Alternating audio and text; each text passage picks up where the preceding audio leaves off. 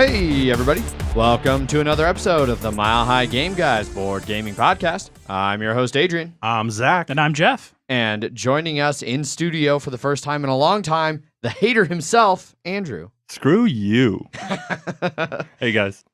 And as always, we are back to the regular Wednesday episodes, which are sponsored by Gray Fox Games. Jeff is making weird hand signals. Apparently me remembering things is exciting for him. Yes. You know what? It is. It is, yes. But right on. Well, it's been a long time since we've all sat down to record together in an actual studio. Weeks. Like 2 whole weeks. Yes. And this is a new studio. We are christening the studio. Yes. Yep. With whiskey. Yeah. Whiskey and a hemp beer. You're welcome. And I'm drinking water. Yeah, this is New Belgium's The Hemperor. Hops and hemp rain together at last. Yeah, it's pretty tasty. Good. HPA. Congratulations. Thank you. Appreciate bringing me a 6-pack of beer as a housewarming gift. Yeah. Zach bought me a new game for a housewarming gift. Yep. So, Jeff, you can go fuck yourself. I have other problems right now besides buying you shit. Yeah. He doesn't really have the disposable income at the moment. Because all my disposable income is about to be spent. Yeah, it's now It's going to to be disposed of. Do you just want me to talk about that now? We'll get there. Okay, We'll all right. get there. All right. But yeah, this is the first time in the new studio. It's all set in place. We immediately He just wants to talk more about himself. We immediately... Well, no, I was going to reference you, Zach. One of the first things you said when we shut off the AC to start recording was, oh God, I missed the overhead fan. Yeah. Like, just something to keep the air vaguely moving in the room would be great. Yes. The room has no overhead light fixture. I stopped by the... Oh, yeah. I forgot just that. Feeling the heat of the It's lamp. basically a lamp without any of the lamp structure, just a bulb and a cord.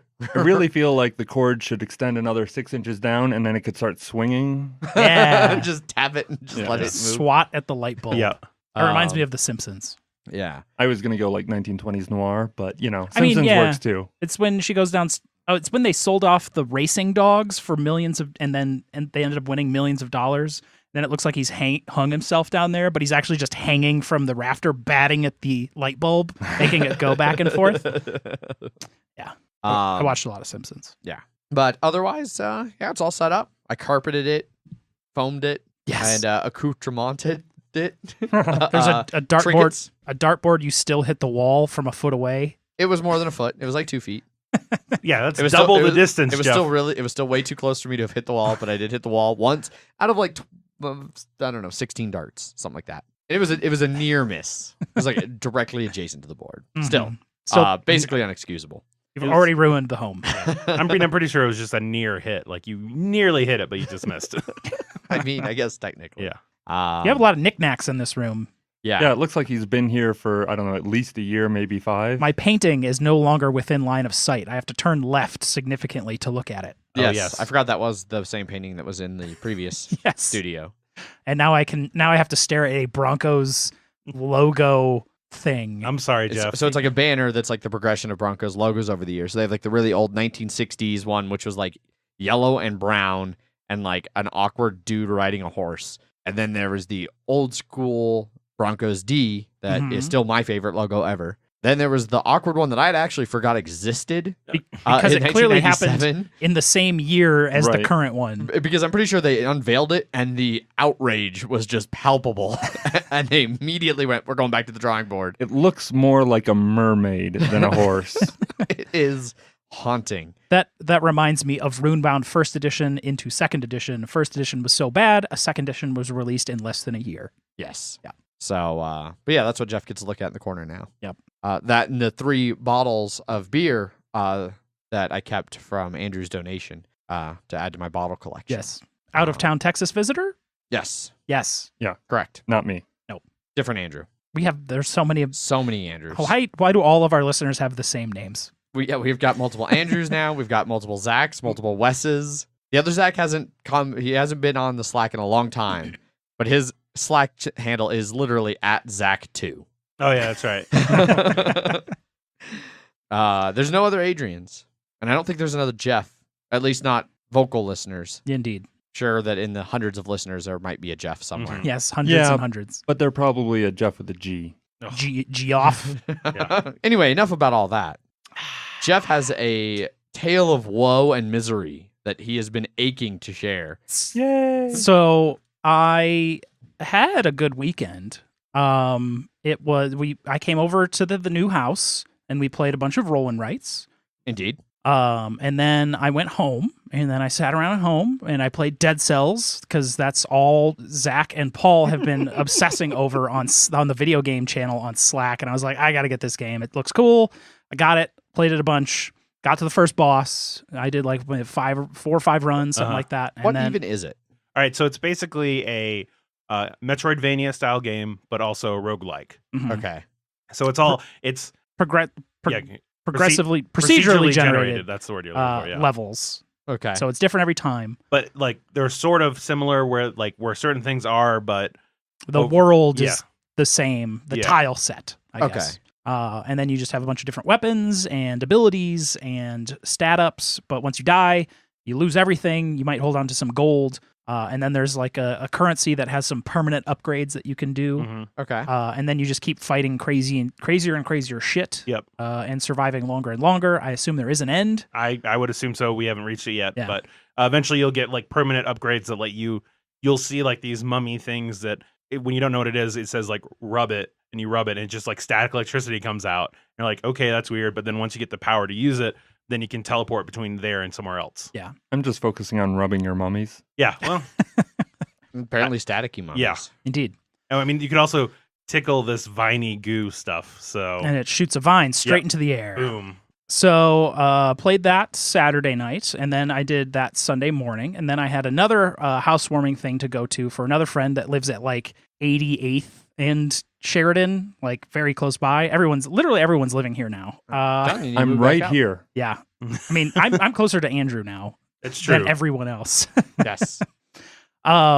And then I went off to the housewarming, and then I came back from the housewarming, and I was like, I sure could play some more Dead Cells because it was like 8:00. And I was going to do that for, I don't know, 4 hours before I went to sleep. Sounds about right. and then I was like, tried to go, you know what it was? I was going to play the new World of Warcraft pre-launch event. Mhm.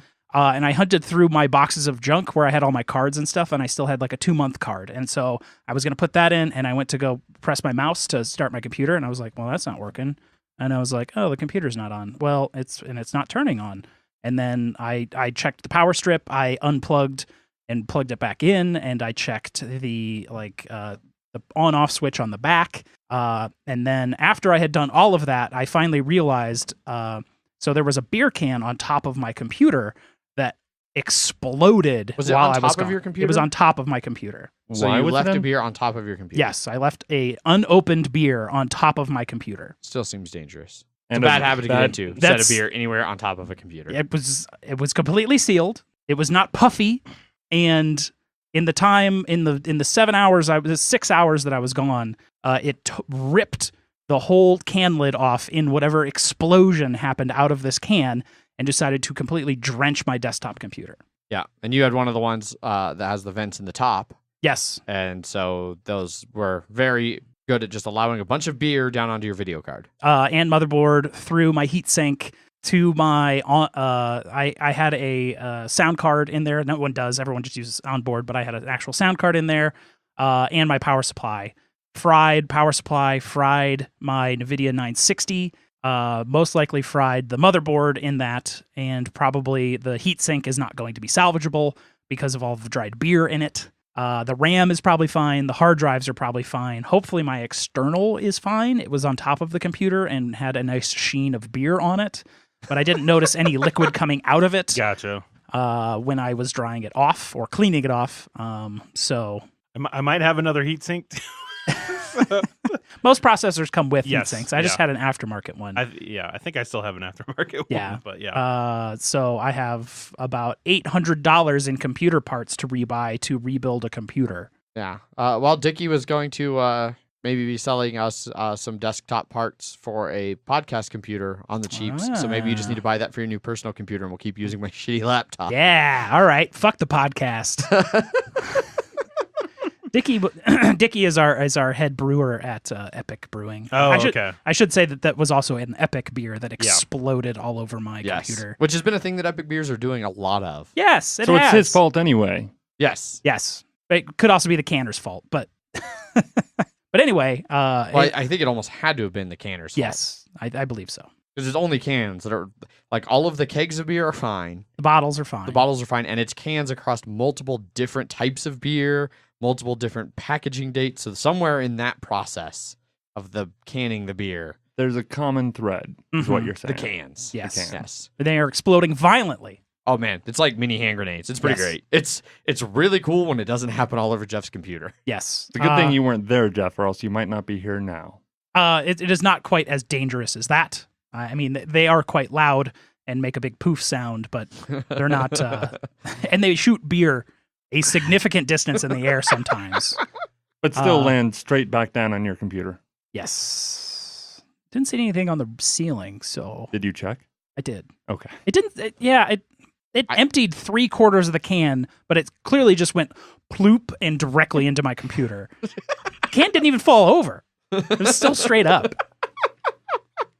I mean, but you put it right on top of your computer. That's where I was just like, ugh. Yeah. I was not expecting an explosion. Well, and I appreciate that Zach was like, "Well, why was your computer even on?" Which I mean, my answer to that was my computers are always on the same. Yeah. But I just like to imagine that you put the can of beer there, and then the computer was on, and so it was warm, and it just cooked the beer until it just Yeah. poof.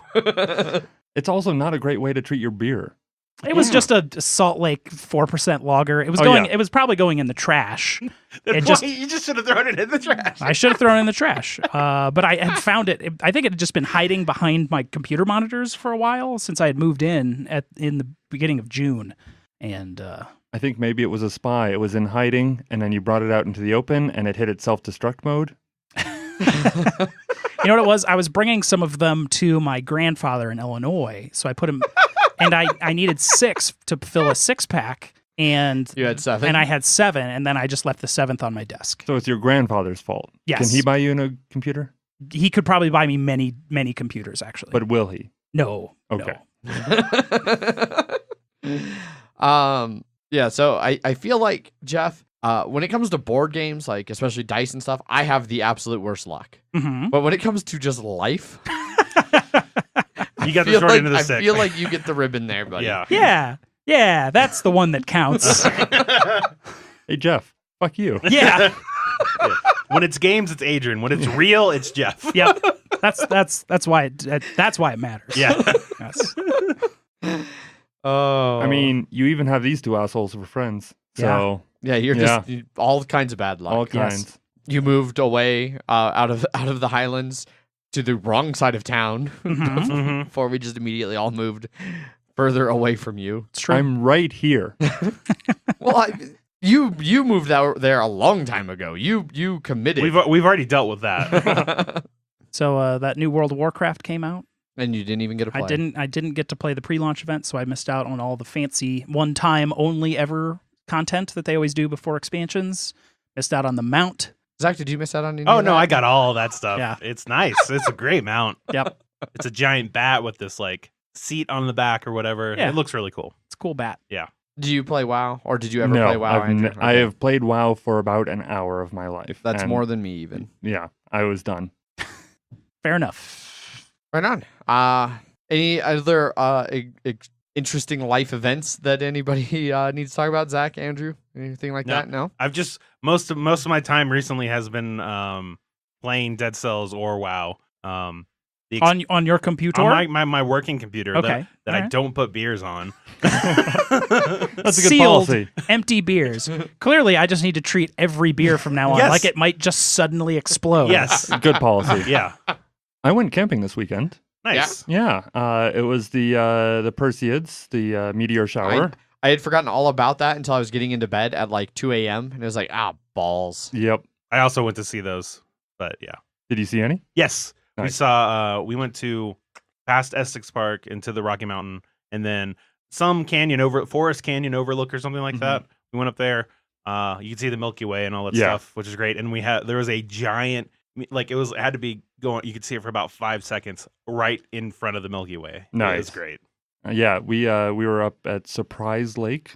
near Silverthorne. Oh, okay. It was very surprising. You just drive, and all of a sudden you're just driving into a lake. You're like, Yeah. oh fuck. It was a 3-mile hike up to it. But, No, we yeah. just drove right to there, and then we just got chairs and put them right in front of the car. Well, we camped. Yeah, so, well. yeah. But yeah, it was great. It was my first time ever seeing Venus to know it was Venus. Mm-hmm. And Jupiter and Saturn were also both out, and Mars came out later. Yes. So, We were too high for Venus, apparently, mm, because it was lower down or whatever. yeah, But it's yeah, always very low. Yes. We saw Mars and Jupiter, and we're like, originally we thought Venus was Jupiter and Jupiter was Saturn. It was just Rookie like, mistake. Yeah, well, Rookie mistake. yeah. Until Whitney pulled out her phone that has like the star map thing. Yeah, on it, and I've said, got one of "No, those too. Yeah. No, that's Saturn. Like, oh, okay. Yeah.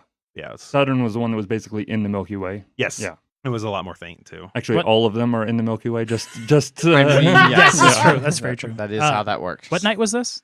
I went Saturday Saturday night. night. Saturday. Yeah. Okay. Yeah. Technically, I it was mean- like over the entire weekend. Yeah, it's like more a or less. 5-7 day thing, Yeah. but like there's one night that's peak, and that was Saturday night. Yeah, and it was like you could see 100 an hour, like between 3 to 5 a.m. or something like that. Did not do that. Oh no, we left at like 11:30. Yeah.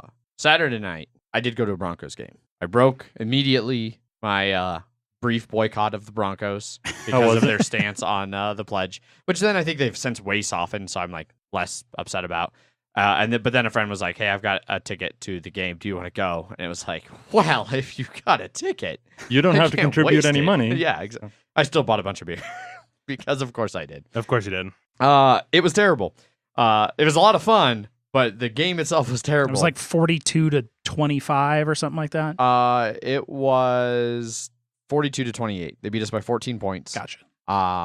Which it was close going into the end. Like at one point we had the ball down 7, like chance to score with like 6 minutes left.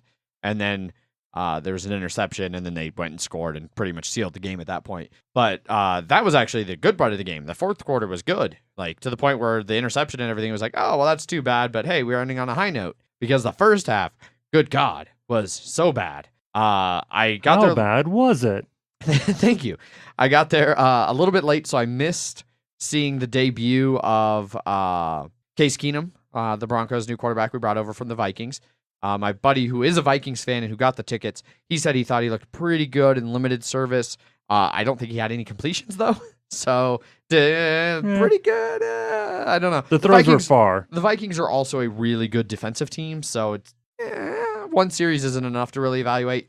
But then Paxton Lynch came out, and I am increasingly confused about how that guy is an NFL quarterback at this point. Like, I don't know what dirt he has on what member of the Broncos organization that they keep playing him, but he is bad. He is just the worst at football. He makes bad decisions, and like it's even more evident at a live game. Like, we had really good seats, Yeah. and like you could see him just not going through his reads. Like, Ooh. like the fact that I can see him not going through reads and not playing well is just that's not good. Yeah. We going into halftime, I believe we had 3 passing yards, and one of those came like right before halftime. One of those yards? Well, no, all 3 of them in one pass, and we had I would hope so. and I think we had no completions, no positive pass yards until he made one to get 3 yards. And it was like a 20-yard pass because he was so far back scrambling. And we had 1 first down. And it was just like we had no offense the entire first half. It makes me wonder how Johnny Manziel, that's his name, right? Yeah. How, if somebody that bad can make it, how bad was he that he couldn't? Right. Well, I mean, I think all we need to do at this point is to get Paxton Lynch to have a major drug or alcohol problem. And then he's in the same boat as Manziel, and Fair enough. he's gone. I almost felt bad, but I don't, because he's terrible and I don't like him. But it got to the point where almost every time he threw the ball and it was incomplete, like resounding loud boos throughout the stadium. And then when they finally pulled him in the late third or early fourth to put Chad Kelly in, our third stringer, there was very loud active cheers. And then Chad Kelly went like 8 for 8 for over 100 yards and 2 touchdowns. And so people were getting to the point where, like, after every play, they were chanting, Kelly, Kelly. It was like, how does that feel to be Lynch right now? Like, how Yeah. bad must he feel that he was getting booed on every play? He gets cheered when he leaves, and now they're chanting the name of the guy right behind him. I wonder how much the millions of dollars he's being paid helps. That probably helps a whole lot. Yeah. It was the start of the English Premier League this weekend. It was mostly not very exciting games. A couple 4-0 or 3-0 victories for the big teams, and stuff like that. But That's soccer, right? it is the English Okay. Premier League. Yes, soccer. Cool. Yes. Not Should be. not cricket. No, in Well, cricket. and that's what I wasn't quite sure. There's no season in cricket. you It don't just watch happens rugby, right? all the time. I would like to watch rugby, but I don't know. Okay. I don't With watch. 4-0 in But cricket. no, England destroyed India in cricket this weekend, winning by an innings and 170-ish runs. So Wait, what? It's cricket. Just It's don't cricket. just don't ask. Just accept Oh it. my God. Yeah. They run back and forth really fast. Yeah. That's what happens. they Well, Is that right? What was it that you said that like in baseball runs are unique? in baseball, runs are expensive and outs are cheap. In cricket, outs are expensive and runs are cheap. Okay. It kind of makes sense. Yeah. Okay, that's enough sports talk for Yes. a board game podcast, probably. Right. Yeah, well, it's getting to be sports season again, at least for the sports that any of the regular three hosts care about. So there will be a little bit more sports talk. I'm sure I don't care in the about any coming weeks. sports. Oh yeah. What's everybody been playing? Because we haven't hung out in a while, so there's like weeks worth of coverage. Was there anything awesome at Gen Con? What'd you play this last game night? We what's already going talked on? about Gen Con Well, like extensively. I haven't heard about Gen Con. Then so you should feel listen free to our fucking episodes. busted. Was there anything that we played at Gen Con that we forgot to talk about? No. Because that has happened before. Yeah, but God, you guys talked for so long. Yeah, exactly. I don't I think can't so. imagine you forgot anything. There was definitely things we saw that we forgot to talk about. Yeah, but that was just seen. It is getting quite hot in this room as Yeah. well. Indeed. We might Sorry. need like a 30-minute AC break in the middle of the episodes tonight. Yeah. This is the first time I've really used this room, and it is getting quite warm. Yeah, and it's sealed state. It's palpable heat. Yeah. Test runs. Yeah. We can also just say fuck it and turn on the air conditioning. Yeah. I think at this point, listeners, you're going to have at least one more week of some fan audio or AC audio. Immediately feels better in here. The biggest problem is that there is nothing moving in the air. Yeah, exactly. A fan would help dramatically. Yeah. So now you may or may not notice a difference in the audio because we just turned on the AC because it was getting too toasty. So bear with that if it's noticeable. I apologize. Yeah. We will address that in the next few weeks. Indeed. But for now, you probably want all of the three main hosts to survive this week. Yes. I mean, yes. So let's talk about board games. Finally, distractions aside, AC turned on. I think we're Sports good to go. covered, Sports weather covered, traffic covered. Yep. All of those things that you come to the Mile High Game Guys for have been addressed, and so now you'll have to suffer through board games. So Jeff, let's start with you. What have you been playing, man? We had game night this week, which I attended earlier than I thought I was because last week really sucked. Yes, at it work. did. Fuck last week. Yeah. So I started with a game of Dark Overlord, which is I played with 3 new people. So I was teaching the rules of a game I've played like twice. Were you playing 4 total? Or 4 was- total. Okay. 4 total. I was the Overlord. Mm-hmm. I basically remembered that you had 3 and 3, and then when you got pointed at, you got to draw one of the little handy pointy cards, and then you dropped a 3 every time you pass. That's basically all the rules there are. And I was like, you better start telling some good stories. How did that go? Well, one person was very good at telling stories. Yeah.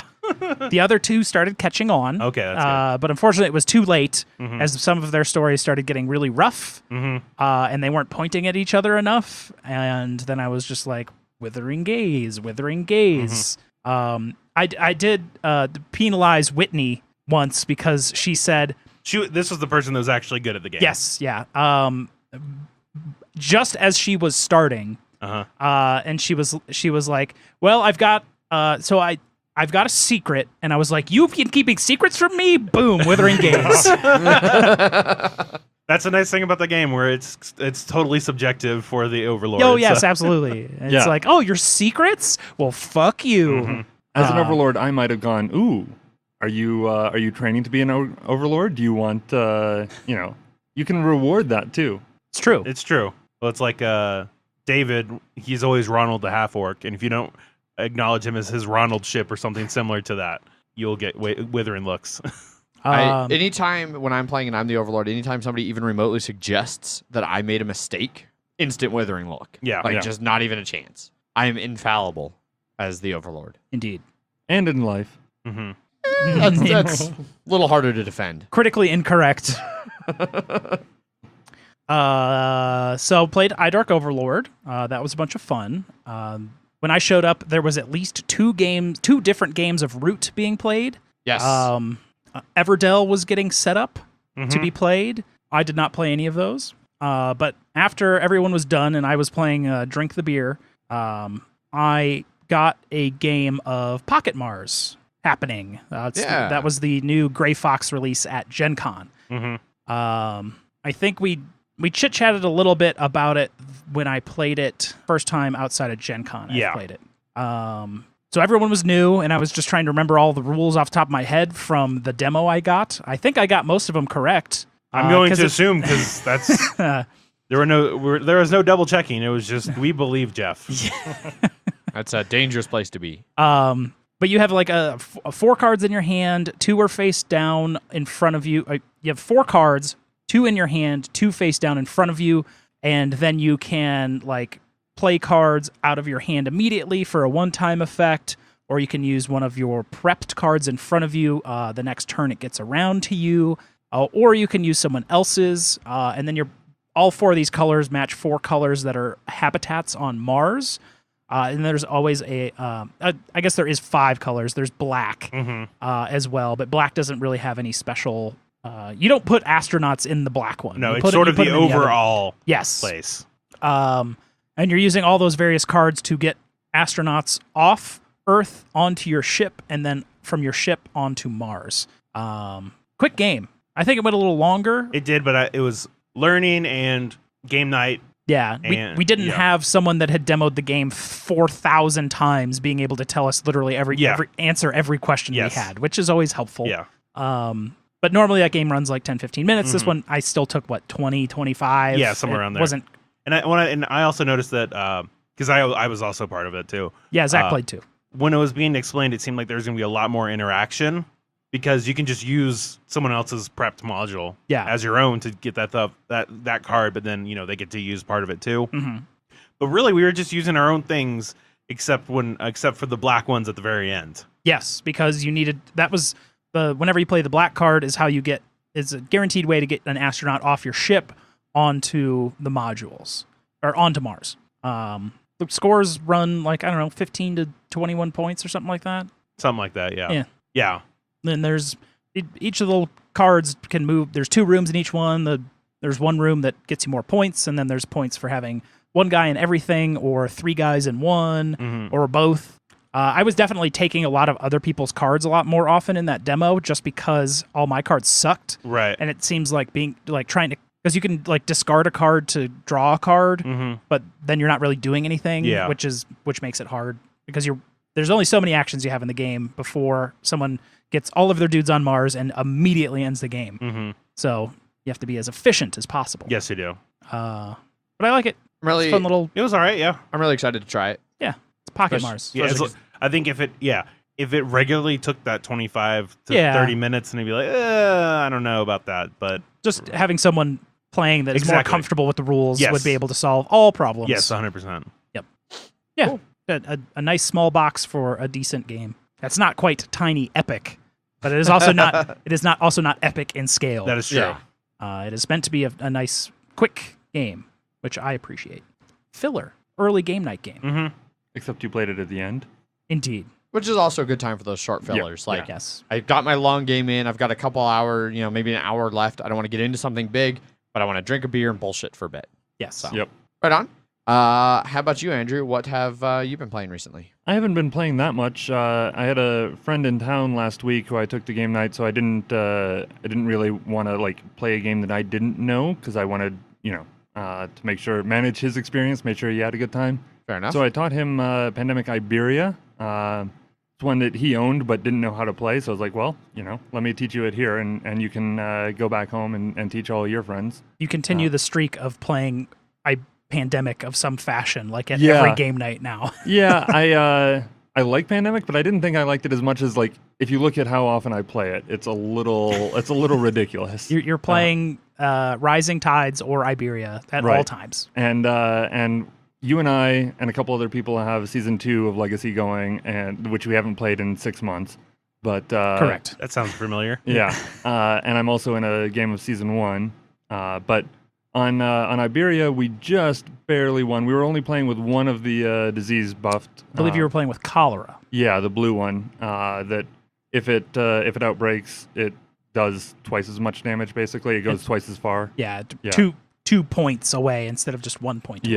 Yeah, but there was one card left in the deck at the end of the game, and it was the epidemic card. Ooh. And if it had been any higher, we would have lost. So we Nice. just barely won. Convenient that the last epidemic was the last card. Yeah. If the person who had been shuffling that knew what they were doing more, I would be a little more suspicious. But there were a couple new people in the game, so. It's just chance. Yeah, and then finish the night with a game of the mind, teaching a couple new people. I ended up not picking it up at Gen Con. There are enough copies in yeah, this in the group already. I almost picked up the new game, the new art to the game, Yeah. but I would also rather play the mind than the game. Yeah. So I mean, the game is good, but the new art makes it much better. It Right. does look a lot better, yeah. How'd your the mind go? we got to level 5 in both of them and then died. They were starting to catch on, but it's a sort of thing. I think when things start to go wrong, they go really wrong sometimes in the mind. Yeah. Like if you get out of sync, you can get real out of sync and lose 3 or 4 in a single turn, in a single round. So, but I also played another couple games of Legacy in Season 1, Pandemic Legacy Season 1 on Thursday night. We this group, we are now 7-0. Jesus. Yeah. Much better than the first time I played through with Jeff and Wes and Ant. Yeah. Yeah. Well, I'm sure you knew, at the very least, you knew certain things were coming at certain times. Right. How many I new don't- people do you have? Only one. Okay. Bullshit Paul. And I was asking you about this, and you basically said, because he's the only new person, Right. any decision that needs to be made in the game, they're like, all right, Paul, it's up to you. Yep. I We see. know what's going to happen. Like, Yeah. it's All right. all on you. Like storytelling wise, not like Paul is just playing the game and they're just sort of sitting there. Just sitting there critiquing. See, that actually sounds fun. I want to play a game with Paul that I know the game, like a Legacy game, and then just critique his every move. Oh, that Just was over- stupid. just Don't do that. Every time he does something, like, critical error, Paul. Yeah. Critical error. Scoffing over his shoulder for like 3 hours. Yeah, I think there might be some ways in which, like, we're not trying to let what we know about the future of the game impact how we play it, but I think there are a couple ways that, I don't want to discuss right now because there are some people who still haven't played Legacy Season 1 who want to. I don't want to, it'd be spoilerish to actually Yeah. discuss it, but yeah. Still, even with that, 7-0 right now, like, Impressive. yeah, it feels real good. But also, we the medic and the quarantine specialist both have 2 scars, so that's Ooh. bad. Yeah, it could go real bad real fast. Yeah.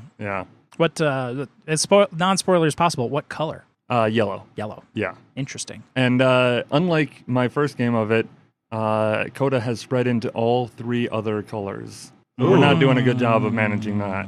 Yeah, that's gonna probably come to bite Yeah. you. Yeah. I think we just had one. Yeah. In, think in we our also game, had one. yeah, we just had one. So Hard part was it was like Istanbul. no, So- it was ours was red and it was Kolkata. I think. Oh, it was Kolkata, It that's was what it it was was. a black. Yeah. Yeah.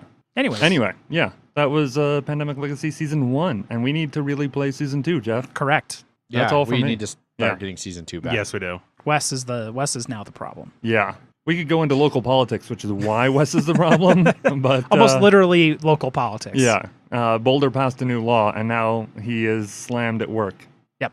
People trying to get stuff done before the law goes into effect. Oh, yeah, that's right. Yeah. Yes. Anyway, Zach, what about you? What have you been playing? Played Pocket Mars. I played, I saw another new person, Hanamikoji. Whitney, she liked it a lot, but Uh-huh. I won because... Weird. I know. Yeah, of course. No, I was It's just like, just so you know, I'm not going to take it easy on you, Yeah. and I'm going to win every time.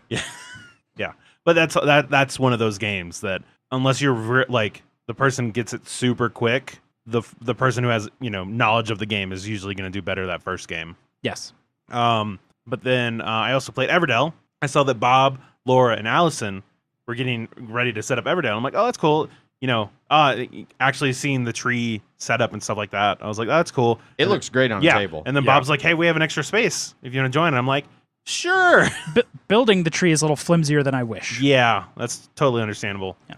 And basically it's a worker placement game that you also are a tableau building game too. Yes, and we did talk about this on our Exactly, wrap-up Gen Con. But this is another actual... Well, that was only 2 players, so this is 4 player. With 4 players, I really felt... So I had one of the buildings you can make or you can build on your own thing is an open building, so other people can use it. Mm-hmm. You really feel that with 4 players. Yeah. Because I built one that was like, you can build anything in the tableau or in the meadows, which is like the open area. Thing that you have to pay a shit for. Yeah. You're like, you can do it for 3 less goods. Oh, wow. Yeah. And so I was able to use it once, and then it was just filled the entire rest of the time. And I was like, damn it. And you don't get anything for other people. You get 1 victory point. Oh, okay. Yeah. So I would have rather built buildings than than get a victory point. Yeah. I only played 2 player, so like the tightness of the board is almost not there at all. The real difference is there's 3 random actions in 2 player, and you get 4 random actions in 3 or 4 player. I definitely felt some of the like trying to get wood or like the stars, whatever those things. Amber, like being 4th and trying to get like you're like, oh, I can't really get that or that, classic worker placement stuff. But I had a decent enough engine, or like I had things matching well together in the beginning and near the end, but in the center, it just was not like the middle of the game. It was not working at all. And everybody else just got their stuff working great because, you have to pay to put like critters, put them in your thing unless berries? you have, you have to pay berries and stuff like that unless you have the building that like relates to them. The construction. Yeah. And so then you can put them down for free. Yeah. And kind of like a 7 Wonders-esque mechanic. Yes. And everybody was doing all of these cool things, and I was just like, well, God damn it. Yeah. I assume you guys went through the deck a lot more. We went through the deck once. Okay. We didn't even get like halfway through the deck when we played.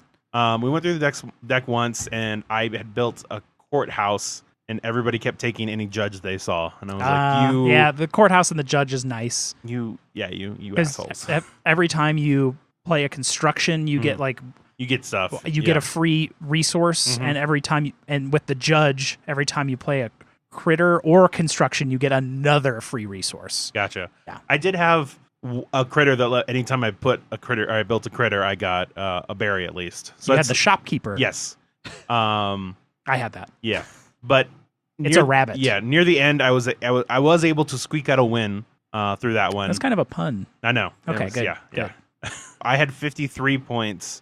And Allison had 51 points, and then it was like 47, and then 36, I think. But the last couple ones, I had a wanderer in my hand, which was like because normally your tableau is limited to 15. Yes. But a wanderer doesn't take a place in your city, and he gives you shit. Well, you build him, and then you get 3 cards. So that's what it was. I built him. I got a berry back for building him, and then I got 3 cards. Another wanderer was in there. Sweet.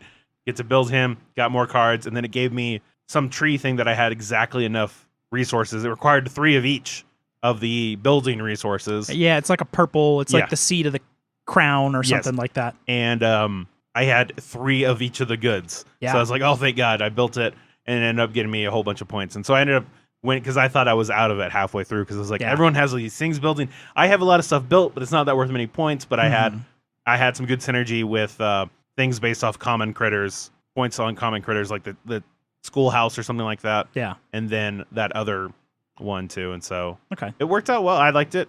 It sounds a lot better at more players. I would assume so, yeah. Because you don't really see much with just 2 players going through. You especially feel it at the end of the last season because when you're done, you just leave all the workers there. Yeah.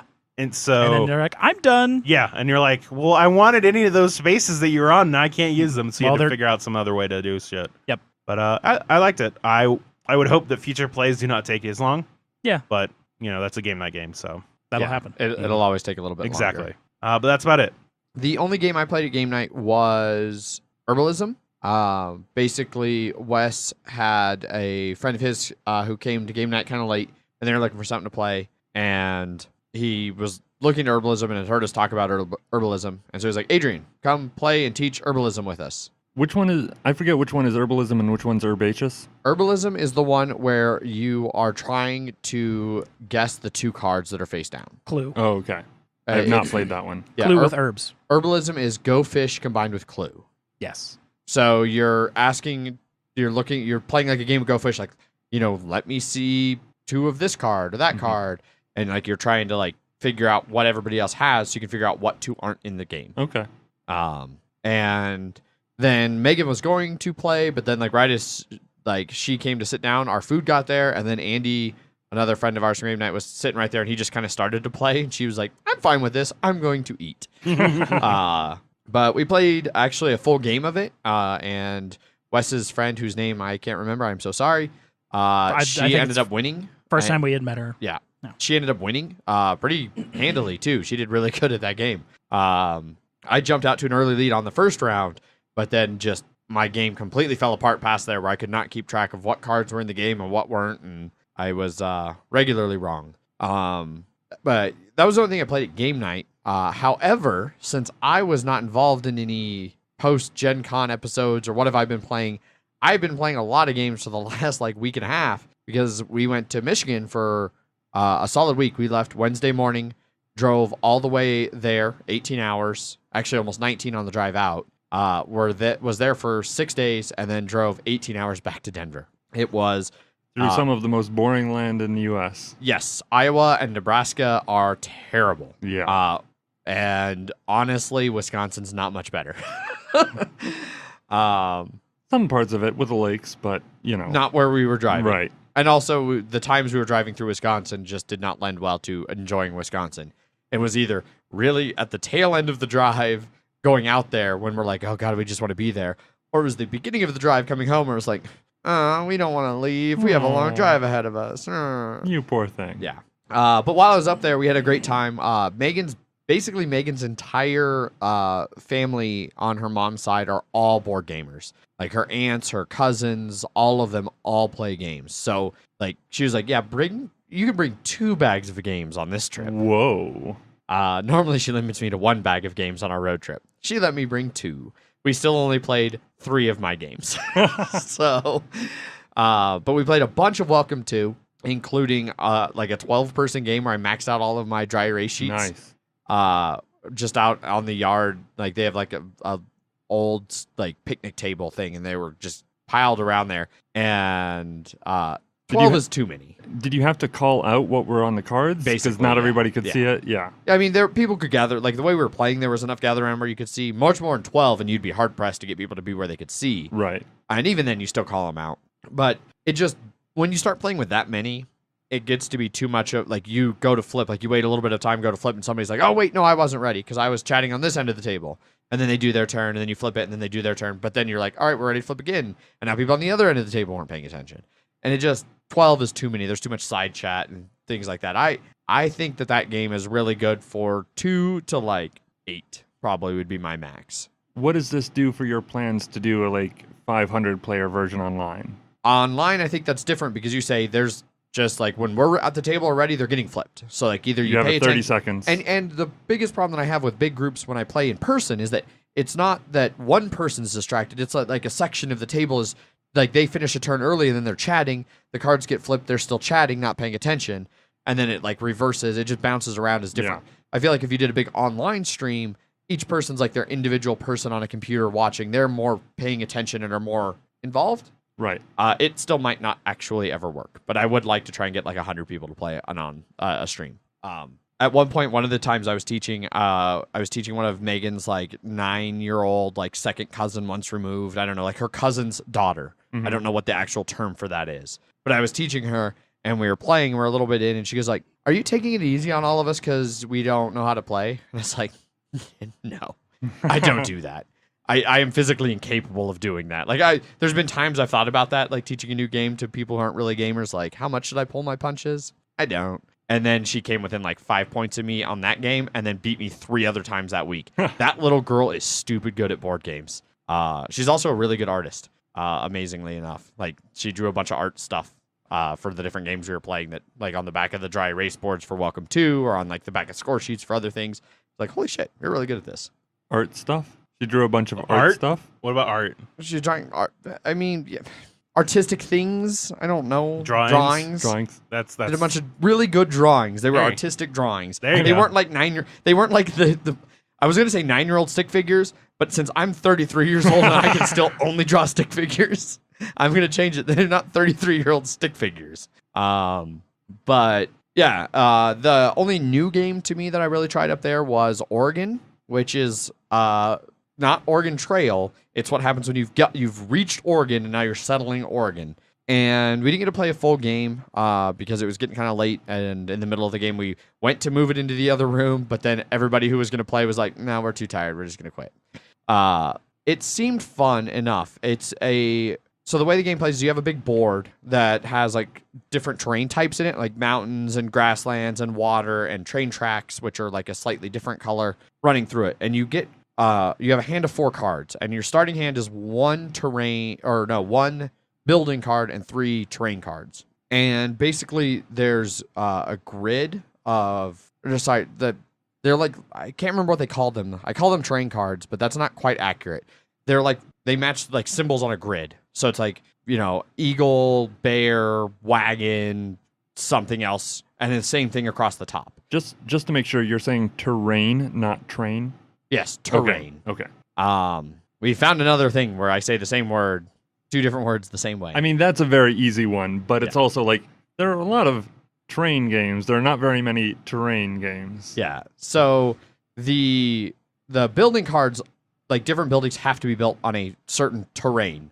Like the train stop has to be built on train tracks. The like dock thing has to be built adjacent to water.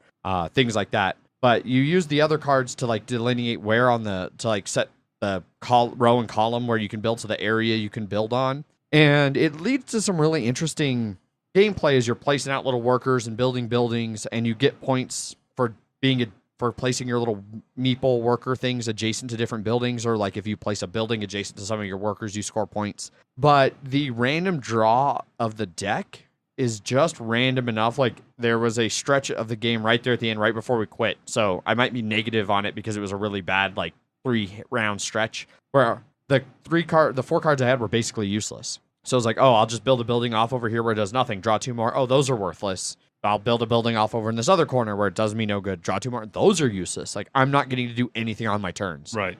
That was frustrating.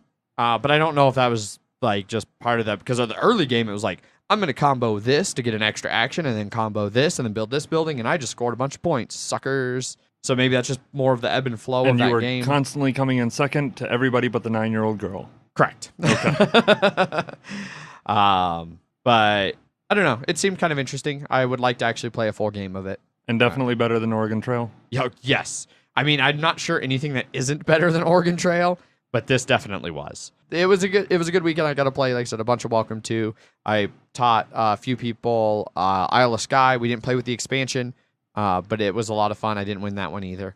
I didn't win much. The 9-year-old girl wasn't involved in a lot of those. She had a remarkable knack because like she was staying with her grandparents, and they kept taking her to go like tour an iron mine or do things like that. She would come back right as we were finishing a game and then be really upset she missed out on the game. And then she'd be like, who wants to play now? Who wants to play now? And everybody else is like, actually, we're going to go out on the lake and do some canoeing, and I'm going to go have a beer, and I'm going to go grill a hot dog. And like, so everybody would just scatter. It's like, scatter, the 9-year-old's here. Is she really annoying? No, she's actually really nice. But no, it's just like they all like to game, but they don't like to game so much that they're going to sit there and play multiple games. Like it's like a game and then do other things, and then a couple hours later a game and then do other things. A lot of euchre, shit ton of euchre. Yeah, good. Not surprised. Yeah, yeah. That was my long wedding weekend of gaming. There's a bunch of other ridiculous things. How was the wedding itself? Well, so it was a ceremony because they went the weekend prior. They flew out to California and they went to the Redwoods and got married in the Redwoods. Ooh. Just the bride and groom, and then the parents on both sides. And The photos are phenomenal. The photographer did a great job. The photos look amazing. Really low-key wedding was great. The bride, Megan's older sister, you can see in some of the photos where they're walking that like she totally had her hiking boots on underneath her beautiful wedding dress. Yes. Because I guess she carried nice shoes out there, but then she's like, What the fuck? Yeah. why bother? Yeah. But there was one really awesome picture where like you could see everybody who was in the wedding and everybody was crying. The bride was crying, the groom was crying, the mom of the bride was crying, the mom and dad of the groom were crying, and then so Megan's brother went with her mom because they're divorced, and so she took her brother, and he's just standing there like with his hands folded, kind of like a look on his face, like the only person not crying with a really nonchalant look on his face. Oh, this is nice. Yeah. But had a great time. Got really, really drunk. The drunkest I've been in a long time. 2 nights in a row. Her brother likes to play a game called Slap the Bag, where you buy a big bag of Franzia, and then you pass it around, and you take a big chug, and then you slap the bag, and you just throw it at somebody, and whoever you throw it at has to take it and drink it, and then slap it, and then throw it at somebody else. Is that a It game? doesn't sound like a game. So you're drinking box wine Box wine. out of the box. You take the whole bag out of the box. Okay. Now So- it's bag wine. Now it's to be a bag bag wine. of Yeah, wine. yeah. I don't know about you guys, but I have found like, because I have a higher tolerance at lower altitudes, I tend to go like, oh, I'm fine, whatever, I can keep going. Well, like I said, 2 nights in a row, the drunkest I've been in a long time. Yeah. I drank so much booze. Yeah. The first night we went to a brewery after one of the ceremonies where I had a couple beers. And then we drank like 3 beers at the brewery. And then the brewery was closing at like 1 a.m. And we went down the street to a local bar there that like they all knew about in college, where they serve what they call shoops, sorry. We called them schooners in college at Purdue. But they're basically just a big chalice, like a 32, 40-ounce chalice. And they served all kinds of beer in that. So I got two of those of Two Hearted, drank them all, and then got a separate pint of Humalumpa from Shorts Brewing. And then we went back, and on the way home, stopped by the liquor store to get more beer. Went back, drank like 3 more like heavy alcohol IPAs. Yeah. And then finally it was like 3 a.m. and I went to bed like I didn't get sick. But Right. like the next morning, oh my God. Yeah. Oh God. So bad. And then the following night was the Slap the Bag night, where 3 of us, basically 3 of us, finished an entire bag of Franzia, Jesus which is like Christ. 5 bottles of wine. Oh my god. That also hurt. That's a life choice right there. I fell asleep. Yeah. I finally went to sleep at like 3 a.m. So I was asleep at like 1, and then they threw the bag at me and woke me up because I was asleep on the couch because it was the only place to sleep because it was a packed apartment. And I woke up and it was just the 2 of them, Megan's brother and one of her cousins. And I was like, shit, if I don't like help them, like the bag was mostly done. I was like, if I don't help them finish this, they're just gonna keep throwing it at me when I'm trying to sleep. So I guess I'm up and I'm playing again. We finished the bag about 3. I went back to sleep. Apparently Megan woke up at 5 to them being like, let's get another bottle of wine out. And she was like, guys, it is 5 a.m. We're all driving home tomorrow. Yeah. You need to go to bed. And by tomorrow, you mean today? One of them was driving today. The rest of us were tomorrow. Okay. But yeah, that was exciting. That was the trip. That was all of that. We're done now. We're moving on. News and Kickstarter. No Bloody Minute, Jeff? No. No Bloody Minute. News and Kickstarter. Preseason is going on. I need to finish assembling all my lizards so I can get to the preseasoning games. I just need to not play against other lizards, really. But on to news and Kickstarters.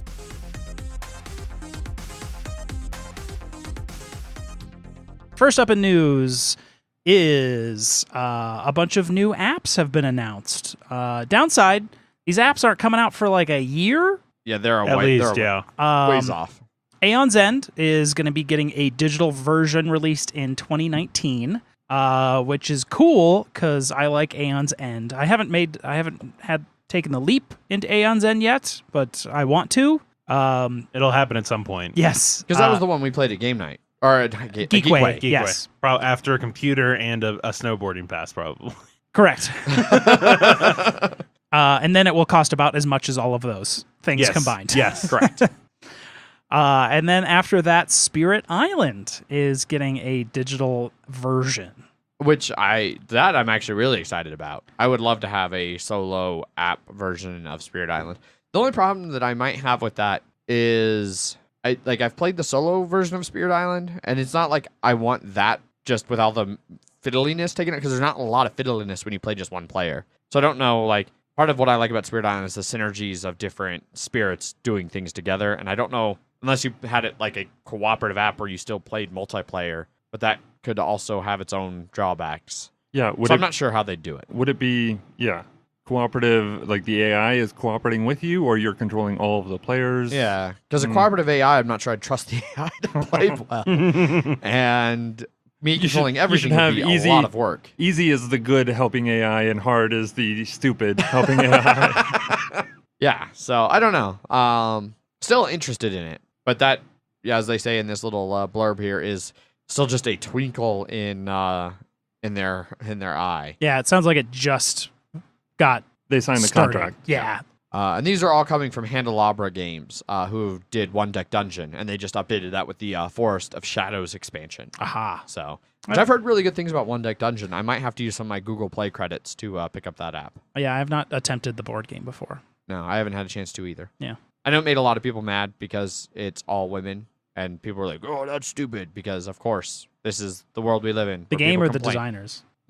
The game is all women. Oh, okay. Like they made an intentional design choice for all the characters to be women, and that of course super offended some very, very insecure men. Yeah. Who apparently cannot play a game that is all women, despite the fact that women have been playing games that are all men for ages. You don't get a choice to not be a man in Legend of Zelda. Like, you have to be Link. Yeah. Yeah. Mm-hmm. So I just remember that being a big deal back when One Deck Dungeon first came out. Yeah. And by a big deal, I mean there were a lot of very vocal, whiny bitches online. Yeah. Mm-hmm. Mm-hmm. I assumed. Yeah. Screw them. Indeed. Up next on news, Tabletopia has been around for a while. It's been on tablets for a while, specifically iPad. But now you can play online on your mobile device, finally, with a select amount of games. But not all of them yet, and also not on Android. Damn it. Yeah. I really like the main part of the article is just play online on your iPad. And Yes. then in the article they're like, Android coming soon. Yep. Also, So. like, you say excluding Android, but, like, I take it you mean just, Apple systems, not Yeah, like it's- Apple and Microsoft. Yeah, it's just Not out yet. on It is iPad. currently just Apple's. Right. But cross-platform play feature being in the pipeline. So they Yeah. are working. Because it's not like it's like a first-person shooter where cross-platform is really going to hinder people who are on one platform or Yeah. another. It's, turn-based board games. Yeah. As long as you have a device that can take a turn, you should be okay. Still need to try that out. Yeah. They also are adding 4 new games to Tabletopia mobile. Cerebria, The Inside World, which we talked about a little while back, where you're like in some dream and moving around. It's got some interesting things. Fantastic Factories, which is engine building and dice placement. Clans of Caledonia, which we haven't played in a hot minute, but is a fun little route building economic game. And then Villagers, which we just talked about, I feel like 2 or 3 weeks ago. Yeah. Card drafting and set collection. So those are now on Tabletopia. Yeah, Nice. I have Tabletopia. I have not used it much, but what I have used has been more intuitive than Tabletop Simulator, which I played on PC. Yeah. It also helped that I knew how to play Champions of Midgard. I think one of the problems Tabletop Simulator has is that it initially started as like one of those goofy simulators like Goat Simulator or Surgeon Simulator where like the main appeal was you could just smash a board game around. Right. But then people were like, if we actually all of us agreed not to do that, we could play real board games here. And then it kind of evolved from there. So it still has that underlying engine of just fuck everything up. Mm-hmm. Yeah. That's a good underlying engine to have. It really is. You can flip a table without actually flipping a table. Yeah, fuck chess.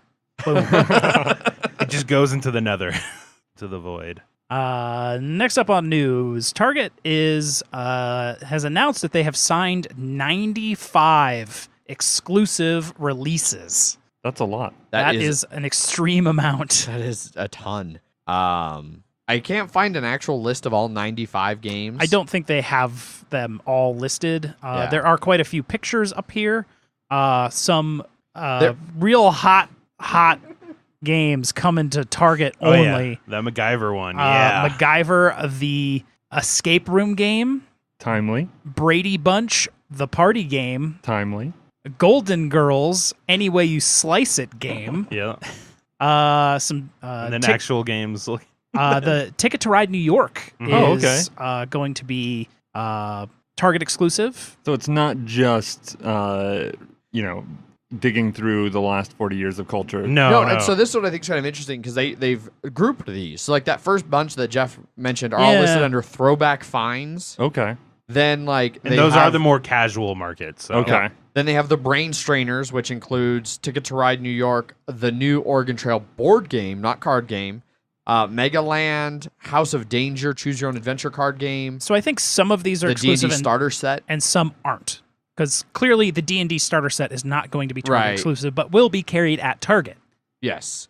And so I'm curious because it says 95 exclusive games, but then a lot of the games it shows, like Monopoly Gamer, which is in that throwback finds, clearly not a Target exclusive. So I don't really know how they're divvying this up. Like, did they sign 95 new contracts and some of them are exclusive, or do they have 95 exclusive, but they're also getting all of this other stuff? I don't know. The USAopoly game Blank Slate will be Target exclusive now. Ooh. Okay. Yeah.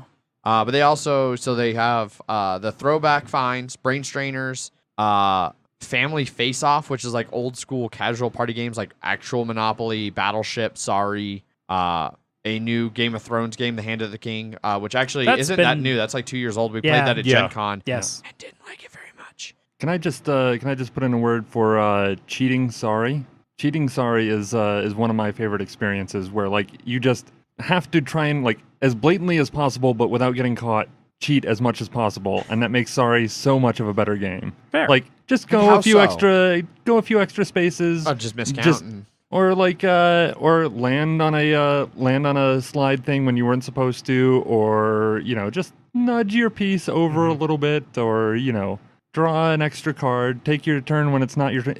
Alcohol helps this game very much. Oh, I'm Okay. sure. But yeah, I have had an awful lot of fun playing. Sorry that like just devolves into more and more cheating. Well, now you can have a wooden Sorry board.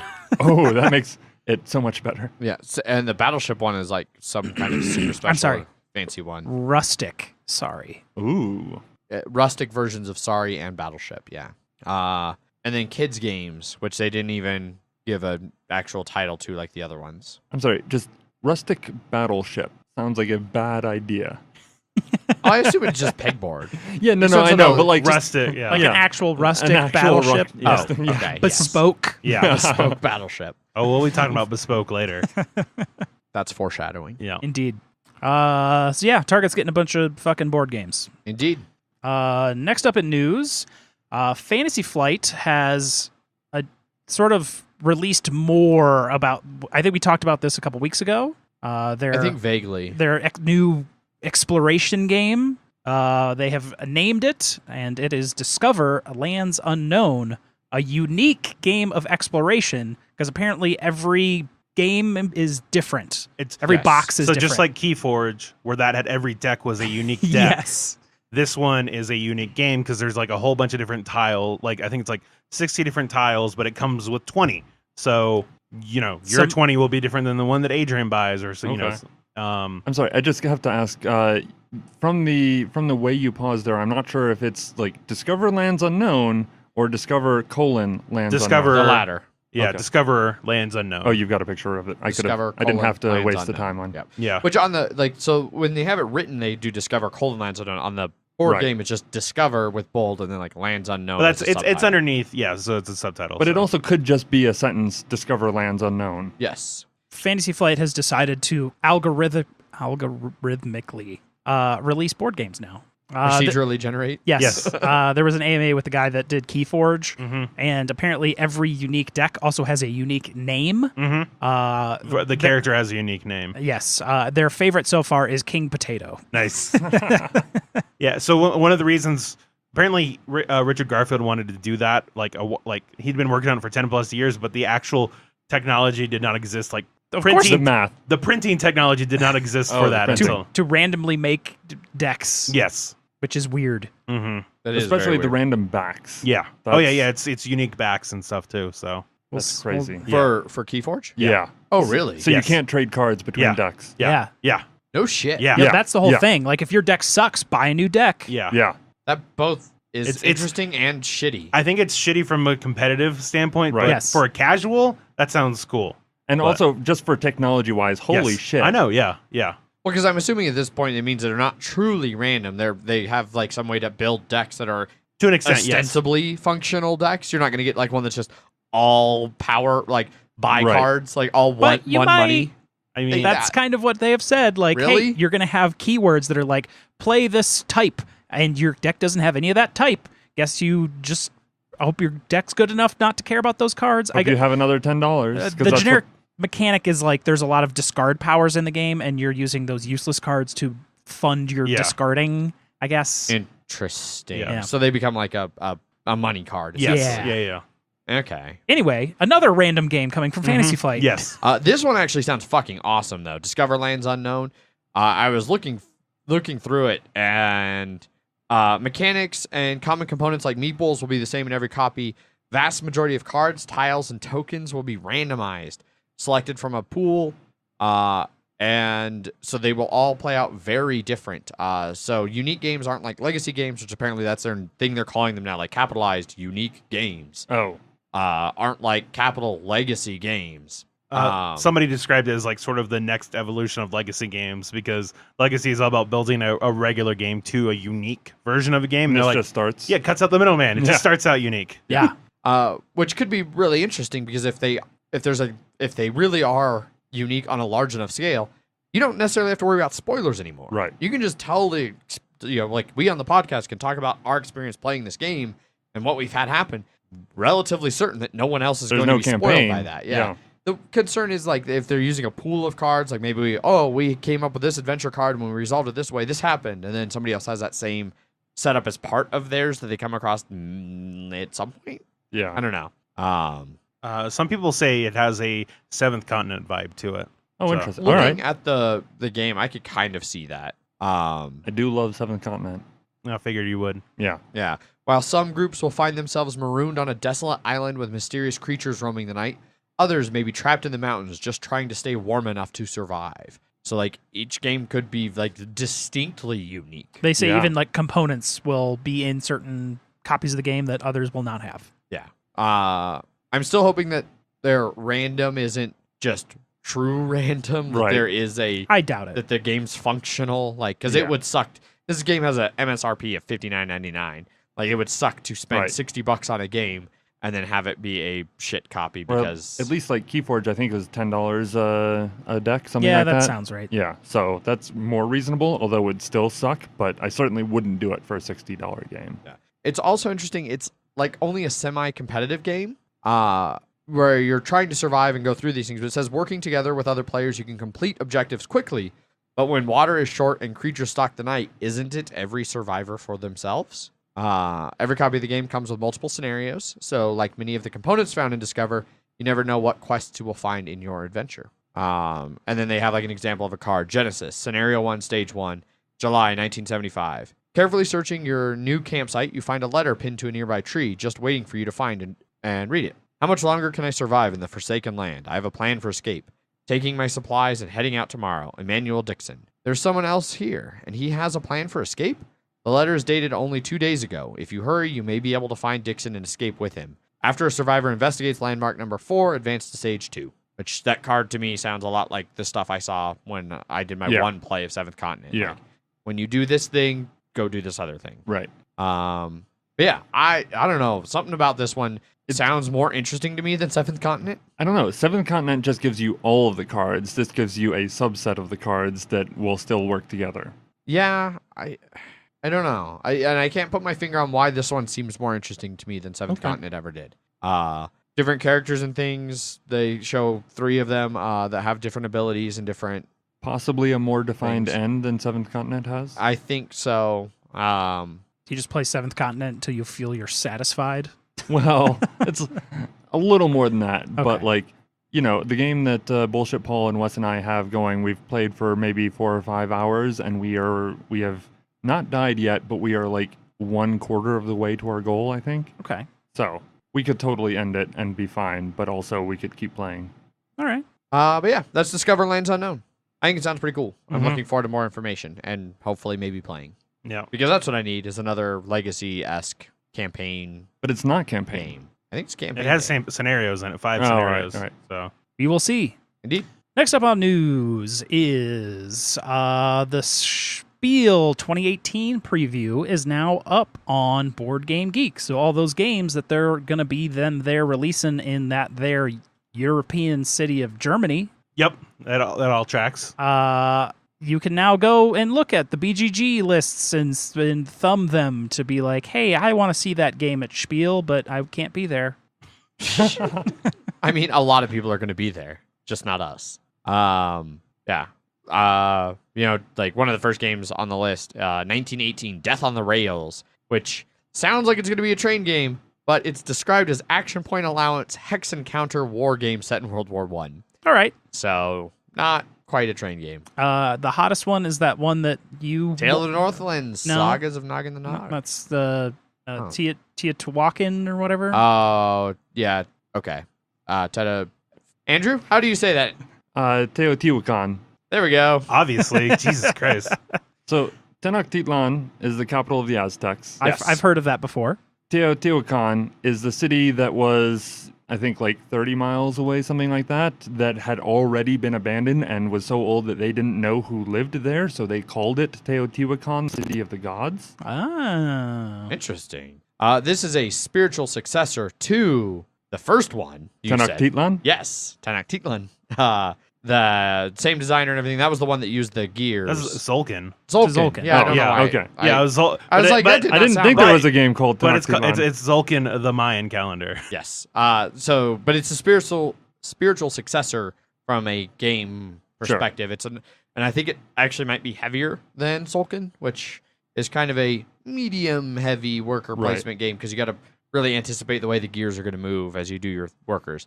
I know Edward from Heavy Cardboard had the first full production copy at Geekway, demoing it. Gen Con. Or Gen Con, yeah. Wow, man, I'm really fucking up my conventions. Sure are. At Gen Con. And apparently the designer actually did a much better job, but then the publishers were like, we're going to do our own thing. Sounds about right. And I can totally believe so that. like when people have raised issues and stuff, he's like, dude, I tried. Yeah. But Edward had it at Gen Con and apparently did a lot of playtesting and demoing and stuff for people, and it's supposed to be pretty good. Yeah, people seem to like it. I mean, it's the number one hot item at Spiel right now. Yeah. Architects of the West Kingdom are supposed to be there. Detective modern crime board game from Portal Games. Portal Games is going to be there. That one was a real hot one at Gen Con. Yep. But I was so like cool on Portal Games Yeah. after First Martians that I didn't even care. Unless they've learned how to do a rule book. Yeah. Have you played a second game of First Martians? Like I played Nope. that first game Nope. with you. Nope. Nope. I was. Nope. I didn't think it was that bad. I mean, it was bad, but I would have given it another shot. But we'll need to give it another shot at some point, I'm Yeah. sure. Well, call It's me when just- you do. Yeah, it's just like there are games I know can be good, and it's just Yeah. A Burritum will be there. do you not get it? No. All right, you- sweet. you No, haven't no, seen it? shit. Oh, All right, okay. well, cool. He doesn't get it. All right. No, what the fuck? Keyflow, is that in that Key series that you enjoy? Probably. Do you know what this I do Keyflow not know anything is? about Keyflow. Okay. I don't know anything about. I'm gonna butcher this because Gugong. I think it's Korean. Spell it. G-U with an accent. G-O with the horizontal line. and G. That is definitely not Korean based on the writing that is next to the name. Well, I would couldn't say quite that's- see enough of it to Sure. tell. Jeff helpfully expanded it for me, but that is, I would guess that's Chinese, based on the style of, yep. of like the people. Yeah, that the was clothes. Chinese. Yeah. Yeah. But- So I don't actually know how to pronounce Uh, Chinese. I took yeah. one semester of Chinese in college, and I skipped half the classes, and Right. so I can say ni hao, and Yeah. that is it. You And that's can even say- probably not the right pronunciation. Tonal. Yeah. You know, you could have saved yourself some money. Just play WoW, and you would have learned the same stuff. You know, you could play some It would PlayerUnknown's not- Battlegrounds. That's true. Yes, also true. I'm going to be controversial here. Playing WoW probably not cheaper than a semester of college. No, I didn't say play for 10 years plus. Just he could have done it for that semester, and then Right. he would have been fine. I don't know how much it costs to play a month of WoW. $15. It would have definitely been cheaper to play WoW. If only it was the 70s. Right. Reykholt, Or which, England. Yeah. Or Reykholt. anywhere in Europe. Exactly. Reykholt. Which I'm really excited about Reykholt. I heard it cost the same as like Feast of Odin or something like that. It's 50 euros. Oh, okay. I think it is easily as good a game as Feast Road. Okay. Interesting. Simpler. You really liked Feast Road. I like Reykholt better. I definitely like Reykholt better. Okay. Reykholt is a better game than Feast Road. That's I the- will go out and let That's the fish one, right? No. What am I thinking of? No, You're Fjord, thinking of, Newsfjord. That's what I was Newsfjord. thinking of, yeah. which I have not played. I really want to. It's fine. Reykholt, I really enjoyed. The only thing that I'd hold back from it being the same cost as Feast Road is there is nowhere near the unless they've changed something from the demo I played. There's no component like it's not even on the same scale of components as Feast for Odin. Like this would fit in a Laharv box, not a Feast for Odin box. I think that's So, what some people are complaining about. We haven't actually said this, but I'm assuming from all the comparisons that this is an Uwe game. Yes. Okay. Reykholt is one of Uwe's newest games. I believe it's going to be brought to the States by Renegade. That is correct. Because Renegade is doing everything these days. But yeah, bunch of games. Architects of the West Kingdom, which is the successor to the Viking game we reviewed a little while back that I'm drawing a blank on. Raiders of the North Sea. Yes, that's the one. Feast for Odin first expansion. Bunch of stuff. Bunch of stuff. You can go peruse at your leisure to see what is coming out at Spiel that wasn't at Gen Con.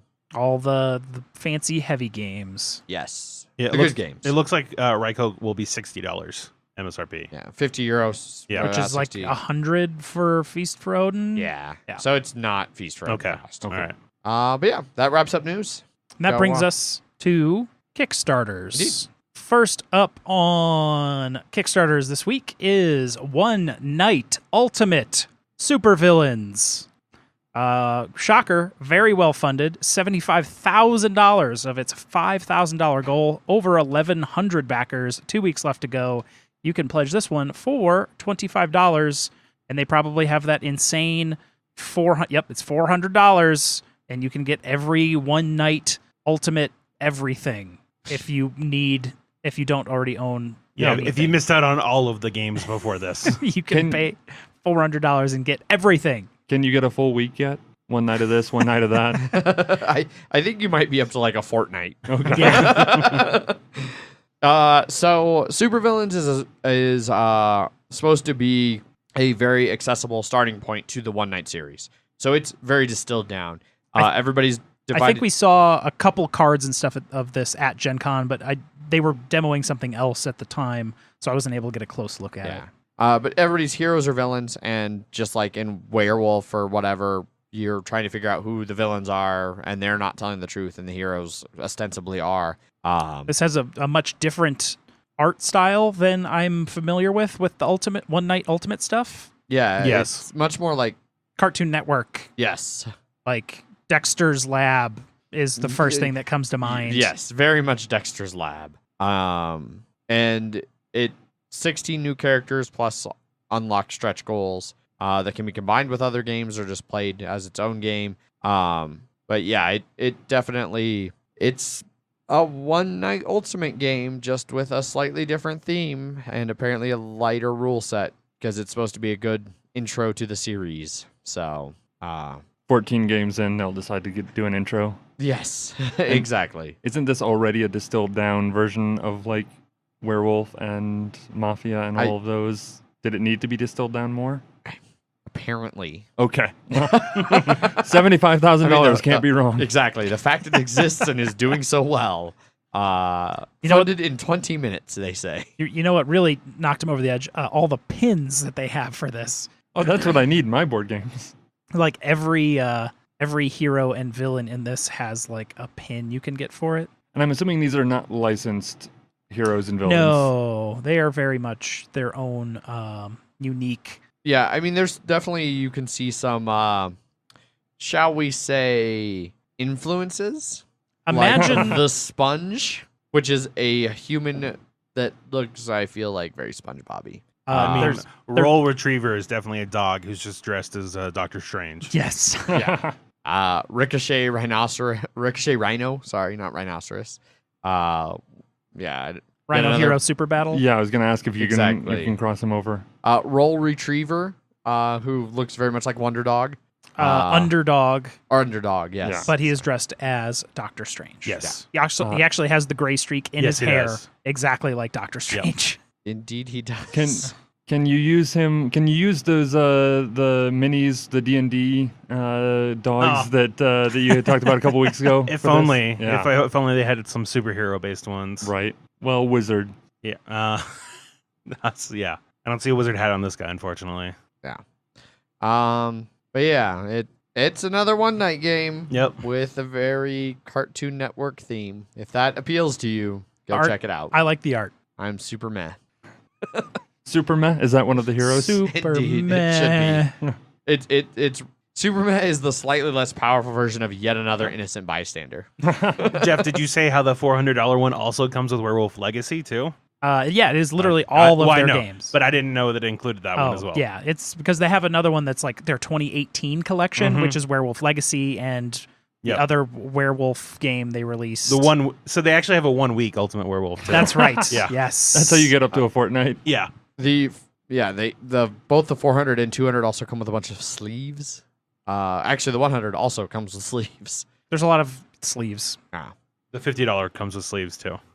Does it? Do they all come with sleeves? No, the $25 one does not. Oh, well, fuck those guys. Yeah. I've somehow gotten away with not owning any one night Ultimate. I played games. it once or twice, and I was like, not for me. I Yeah. played Werewolf and I played, I think, Vampires. Yeah. And super not. I've for played me. One Night Resistance. Really? Yeah, I think that's what it's called. It is, but Yeah. and that one's actually produced by Indie Boards and Cards. Yes, it is. So- It is not an one night Ultimate. I think that one actually. I feel like I might have. I don't know if I played one or not, but I've heard that one was different enough from the other one night games. Gotcha. So that's the only one I own. Indeed. So. Next up on Kickstarter. Next up on Kickstarter is Hellenica, Story of Greece. Very well funded, 71,000 of its $20,000 goal, 678 backers, about 3 weeks left to go on this one, which you can pledge for $90 or literally everyone else for $145. That includes 2 Kickstarter exclusive expansions. Yes. So this is a local designer and publisher. Mr. B Games is the publisher. Scott Demmer is the designer. And this is a 3.5x game. So not quite the full 4x experience. I'm assuming just no elimination. Yeah. But lots of fighting. Is it like you have to go sit in a corner for 10 minutes and then you can come back? Why is it the 0.5? Because you can still fight. Okay. They'll leave you the one guy. It's like you can't kill that last one. You're effectively out of the game, But you still have to sit here and watch us. Exactly. That's even worse. I would love to tell you how it actually plays, but they don't have a good rules run through. That is not a video, and I did not watch them. Jeff, you said you have played this, however. I have in its played. earlier test thing. So how does this game play? I have played this game. So it's a map of Greece, and there's a variety of different capital locations in there. Unfortunately, I started in Athens, surrounded by like all 3 of the closest people.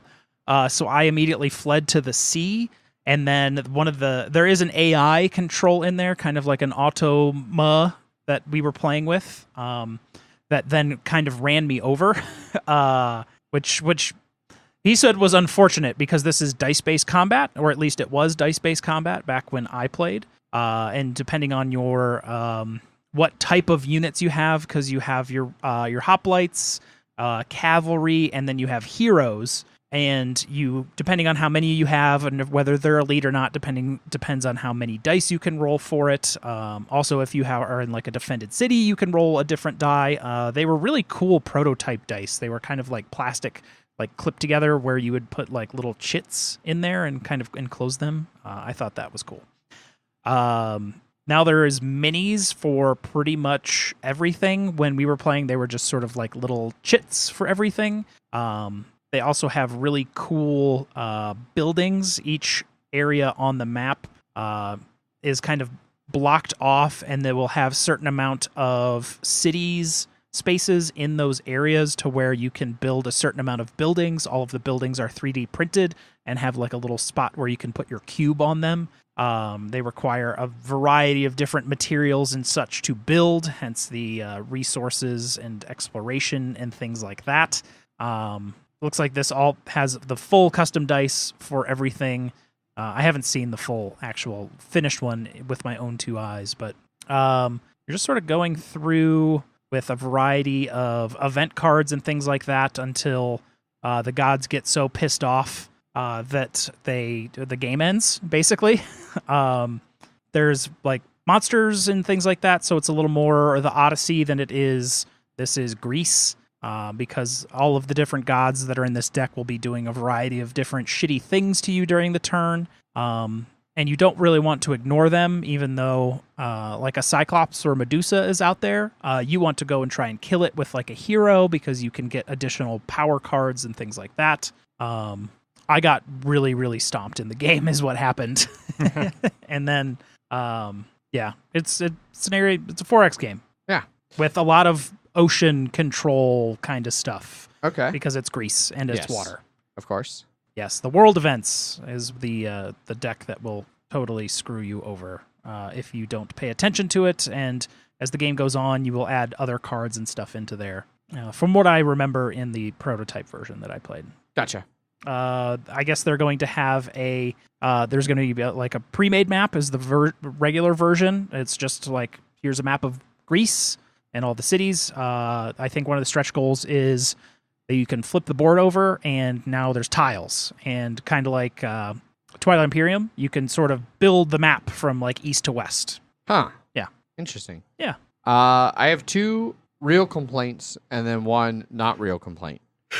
Like imaginary complaint? And really, my 2 real complaints could kind of be like combined into one. The actual art style. 1.1 complaint. Yeah. The art style and the quality of the minis do not look great on this for me. It is definitely more of a scale of like War of the Ring, I guess. You're going to have like a lot of shit out there is what's going to happen. Yeah. I am also not a fan of the art too. Yeah, the art, I personally, I think the art looks bad. Like, Yeah, it's not even yes. like, I think this is good art that I don't care for. No, like a lot I of would anime agree with art, that, yes. I think the art looks bad. Yeah. I think the faces and things look really off and proportions are weird. And yeah, I think the art is bad. The mini quality, I could see if it's more of a War of the Rings thing where they're just mass producing a shit ton because you're going to have minis everywhere. I remember there being a lot of little chits out on the board. But I feel like, I mean, they're saying that the Mythic expansion, I guess, is 226 minis alone. Whoa. But I feel like Simon does a shit ton of minis all the time, and they do good minis. So those are my 2 legitimate complaints. I don't think the minis look very good, and I think the art is actively bad. My not so serious complaint, I see here scrolling through this Kickstarter that Scott, the designer, went on Sounding Board, the local guys, Just Kyle and Cameron. when this launched, actually. Yes, and did a show with them, who are local Denver YouTubers, friends of ours, come to game night, guys. good people. They also have a heavy cardboard playthrough coming on Thursday, the day after this episode releases. I'm seeing a theme. They have not reached out to Denver's Most podcast, the congressionally recognized Mile High Game Guys, however. So Yeah, I mean, we do great YouTube videos of our audio. So I mean, he could come on, like, the Sounding Board one ostensibly is him going on and talking about the game and then doing a terrible challenge. I'm not sure what it is. All it says is, Hellenica Story of Greece, Scott suffers for his craft. Always fun to see Scott squirm. So I can't imagine what Kyle and Cameron put him through, but I imagine that it would be much gentler to come here into the studio and talk about his game. This game that you have serious critiques of. Well, and then he could answer them here and in person. So, and talk about how the game's evolved since Jeff played it back when it was chits and not even minis. I got so ruined in that game. I basically had to escape into the ocean to be like, because there's a lot of islands you can take over and things like that because, it's Greece. That's, in fact, how the Athenians survived the first Persian invasion. So I went for that plan, and then the AI was like, and then... No, sir. You're like, this is my island, just leave me to my island. And they're like, nope. And then he was like, and the AI was like, nope. and then I was sort of out of the game for the rest of it after like round 2. Gotcha. So apparently there is extermination. So Yeah. Yeah. So 3, what's- that's where the half comes in. Yeah. I was still in there, but, I'd rather be dead. yeah. Also, unrelated to the game itself, the screenshot for the sounding board video has, I think, just like it perfectly sums up both Kyle and Cameron's personalities. Just looking at the screenshot of this, Cameron's got a little fist across, like, haha, look, and Kyle has a smirk and is just like facing down in the shadows off to the side. We're gonna have to watch the video and see what happened. Yeah, you should. We'll have to watch it with sound because nothing with the video seems to come out off the top of my head besides them, Kyle and Cameron laughing. Yes. Seems to be a story of some sort happening. But that is Hellenica, Story of Greece. Go, check it out. See if What did you feel good say? about it. Hellenica. Hellenica? You're saying Hanukkah. Yeah, you I heard definitely said Hanukkah. We heard Hanukkah. Hellenica. I said Hellenica. Now it sounds better. Hellenica. That's better, yes. But That is definitely what I said the first time. we was Hanukkah. We both immediately looked at each other. Like, did he just say Hanukkah? I know I didn't say Hanukkah. That's what we both heard. I might have said both. Hellenica. No, I you- might have gotten it- a little off on the second E there. No, you didn't include it. I think you just missed the L. I know Hanukkah. I distinctly remember my tongue hitting the roof of my mouth to make the sound of Hellenica. Okay. All right. I mean, the nice thing is that there is audio recording. There is. Yeah. Indeed. So, yeah, go check that out if that sounds interesting to you. Next up on Kickstarter. Next up is the Wyrmwood presents the Magnetic Dice Tower Bespoke Edition, also known as Here's Another Wyrmwood Kickstarter. It's $186,000 on its $10,000 goal. 747 backers. About 2 weeks left to go. I don't know. I wrote here about $115 plus for a pledge. Yeah, up to the bespoke edition, Which they, $1,000. yeah, For just the dice tower. yeah. And 23 people have already bought it. What Yeah. are they doing with their lives that they're spending $1,000 on a dice tower? Apparently doing very well. Yeah. Yeah. Even if I had that, even if I could afford it, there would be so many better things. I would rather buy a $10 dice tower and go on a But vacation. could you say that you had a bespoke dice tower? Well, and the thing is, like, and Not they've something I got a need. gif of it here on the Yeah, screen. no, it's You make your dice, like, it's magnetic, and so you can choose where the baffles are and how they fall and what the dice are going to do to put this together yourself. Rather go on vacation. I mean, I could spend like 2 weeks in South America on $1,000. Exactly. That's what I'm saying. But the plebeian level is $83 for the magnetic dice tower. yeah. Oh dear. And as usual, they have a whole bunch of different woods at varying prices, and they even have the roll of dice, and you just get whatever one they give you. But it could be You pay like a Yeah. little bit more than the cheaper Mhm. tiers, but so you're probably going to get a cheap tier and pay more than it's worth, but you might get a really good tier. you have a 1 out of 300 chance of getting. You have a 1 out of 300 chance of getting the Dungeon Master tier one, which I believe. I hope that they just put a bunch of dice in their own dice tower to see if you get it. Yeah, that's $1,000. You have a 1 in 300% or 1 in 300 chance of getting the $1,000 one for whatever the roll the dice price is. Yeah, I'm just going to be good. It's gonna be all right. Just gonna be not needing this. Mm-hmm. But Anybody want to guess if Bullshit Paul is going to buy it? Yeah, he doesn't do D&D or this kind of stuff, so I don't think Bullshit Paul Fair enough. will Yeah. spend the money on this. He unless spends they have- money on. He Games. does, but I would not. I feel like I he don't would think be this like is in I his don't see the wheelhouse. Yeah. Right. I don't see the value in a dice tower versus just rolling the dice. Yeah, fair. I don't know. Maybe he wants a dice tower for Blood Bowl now. I don't know. Yeah. And that's He'd the have thing, the nicest Blood Bowl dice tower around. I don't see the value of the dice. Like, I've never understood dice towers. Like, I don't. Unless you're worried about your opponent cheating. And even then, like, it's really hard to cheat throwing dice. In tabletop miniatures, it is nice to have a contained area where your dice go. I guess if you're rolling 30 dice so they don't just Not scatter. even in like Blood Bowl. I mean, depends on your table space. Yeah. Some people like that I can just dump my dice here, and that's what I have to do, and I don't have to try and chase And my there's dice a small around. little tray. Exactly. I Yeah. guess. Yes. I mean, yeah, that makes. I but- guess. And then some Not people, worth $1,000. I mean, Correct. nobody here would disagree with you on that. No. Even So $999 is my limit, sir. You know what I'd rather have for $1,000? A new computer. A new computer and a snowboarding. I can cut that computer down to $700, Exactly. get a $300 snowboard pass, Yeah. good to go. Yeah. Or I could get one nice dice tower. That Would your- collapses into one little small box. Yeah. It fits in so snug. Would your new computer have a nice little shelf for beer? It would be hermetically sealed. CD Hermetically ROM. sealed. Would you put stickers on there that just says no beer at all? No beer. No beer. Become, No drinking at home Yeah. anymore. Yeah. Are you just gonna become straight edge just to I'm make gonna sure? get you. Yeah. I'm gonna get you the whatever the old group was that like led prohibition. The Oh yeah. anti. Teetotalers? Yeah. Oh. Well, they had like different name Oh. than just teetotalers. I thought. There are specific organizations, but I'm not coming Get up you a with couple any of names. those stickers just to put Yeah. all Yeah. over Yeah. your new tower. Yeah. That'll be I my think- contribution. I think to they're your just new called computer. like anti-alcohol. So like AA. I think that's a good one for AA, it. yeah. Yeah. Yeah, AA. get you a bunch of AA too. Lips that touch wine shall not touch mine. But yeah, that's the Wyrmwood magnetic dice tower to get back on track. Go check it out if you've got a bunch of money that you want to spend on some really fancy dice trays. Zach and I stopped by their booth at Gen Con. Mhm. They are all very, very nice. Yep.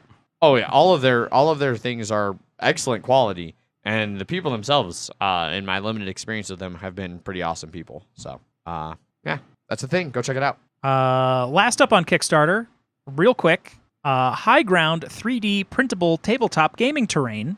Well-funded, 13,000 of its $1,000 goal, 136 backers, and about 2 weeks left to go. And you can pledge for only about $15. Yes. For the files, basically, Yes, to build your own. to print your yeah. own. Yeah.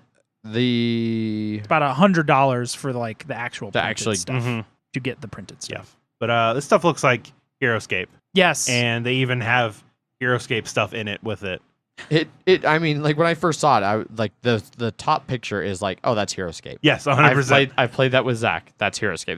That's basically the map Zach and I played HeroScape on. Yes, you're not wrong. But yeah, bunch of files to print your own terrain and things like that. I mean, these look better than HeroScapes, to be honest. But I mean, like, I don't know. Like, oh, so okay, never mind. So there's one picture that I looked at and I was like, that looks exactly like HeroScape, and then I saw the example below shows Hyground tiles connected to HeroScape exactly. tiles. So you can connect them Okay. both. Yes. Is HeroScape terrain really expensive and or hard to find and or it Yes. doesn't exist Yes. anymore? I believe is the answer to that all of question. the above. All Yeah. of the above. This all looks pretty good, but it looks like HeroScape. Like those are HeroScape minis right there. Oh, I see. Okay. Yeah, and to be fair, they do show some really awesome pictures of like customization you can do, like depending on what materials you print them, you can give like really cool wood effects or grass Yeah. effects, Like that. Yeah. lava The effects. lava effects. Yeah. But it is all hexes. Yes. Technically, yeah. There's something about a square. Oh yeah, there is a square. They option. provide both hex and square options. Oh, okay. But they only have like the one picture of squares.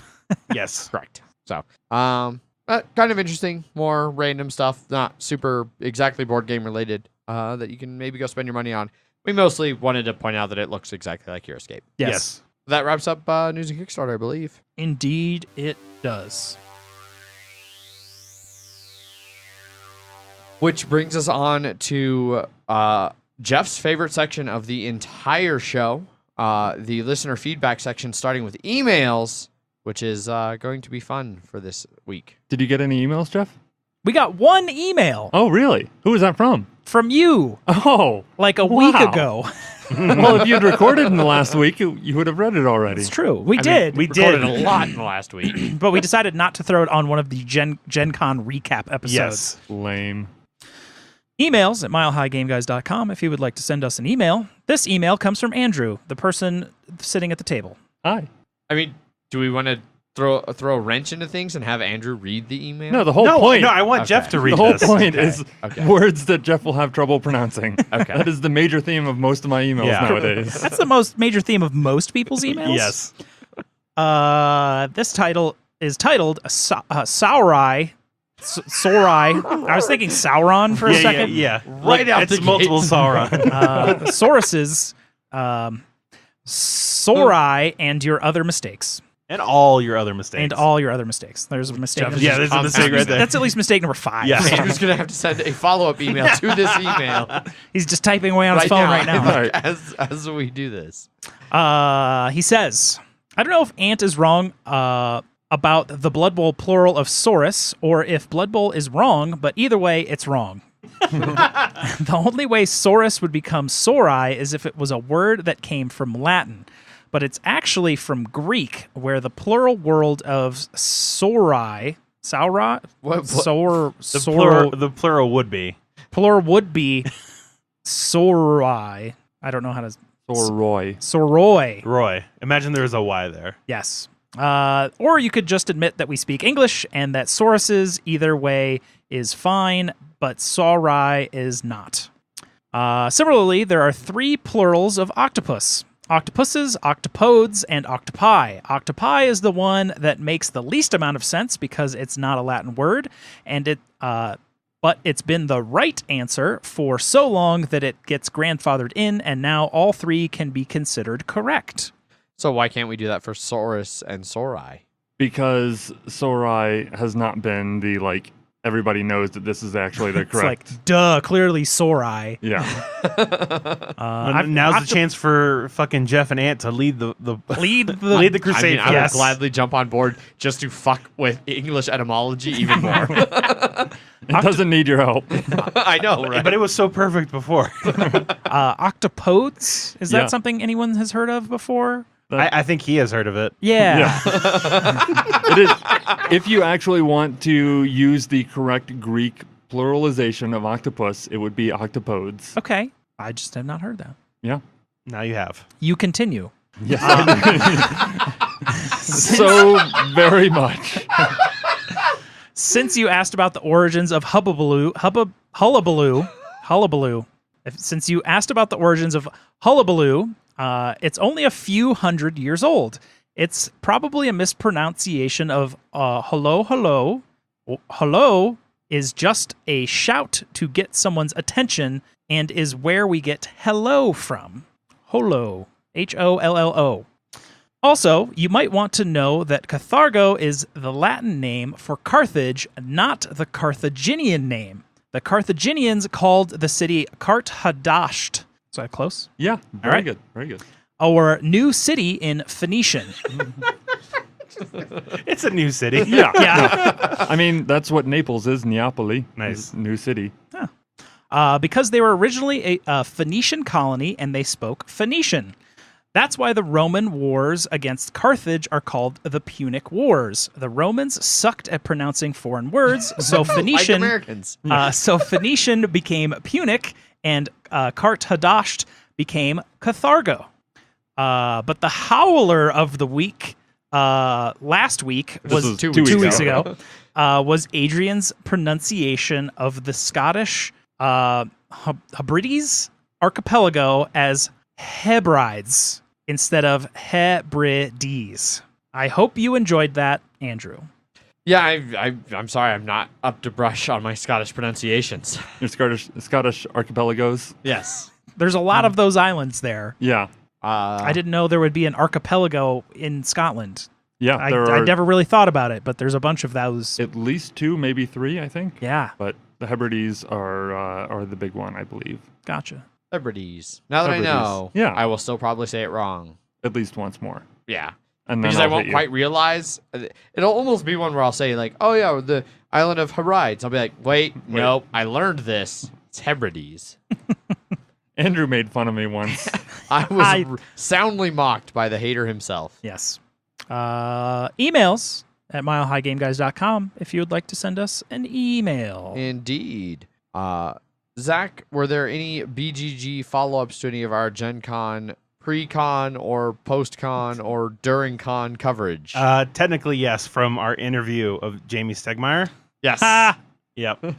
This is from Marcus. It's This titled. is an entire unique thread. Yeah, it's called Pro Tip. When doing an interview, try to talk less than your interview partner. Look, it is hard for us to talk less than anybody. Yeah. So, Basically impossible. yeah. But also talking about other people's games and Exactly, yeah. Yeah. Sorry. We just love throwing our opinions right in people's faces. Also, try not to cut them off every other sentence. Just saying. On a positive note, I did enjoy your Gen Con coverage. Thank you for doing that. Just missed the chirping and Adrian, of course. Indeed. Yeah. Chirping is the best part of our episodes. We were 12 stories up this time, so there was no crickets to be found. Nope. It was. I don't think that's what he means by chirping. Oh, like us chirping? Is that a term for it must be a communication? colloquial thing, I see. like Okay. shit talking. Like, Gotcha. Like Last year, I just remember Making noise. crickets making constant chirping crickets. noises too. So there was sirens and trains. I guess that might be what he means. Continuously applying their brakes. But I know, like Full throttle, brakes all the way down. when I was in Michigan, Brian kept referring to Paul as like Paul's always chirping about things, like a little bird just making noise. And so that's how I immediately read that. But you might be right. Maybe he did miss the chirping of the crickets from last year's Gen Con. I don't know. Maybe Marcus will elaborate. And then there are some people that try to defend us, and it's like, yes, I like to Indefensible. I liked how one person always just said, personally, I could care less what Jamie Stegmaier has to say. I listen to the Mile High Game Guys for the Mile High Game Guys. My favorite part was when they made Jamie Stegmaier sit there and listen as they chat about Mission Impossible. To be fair, and it was Terraforming Mars. Yeah. Zach and Jamie talking about Mission Impossible because I had not seen Mission Impossible. Yeah.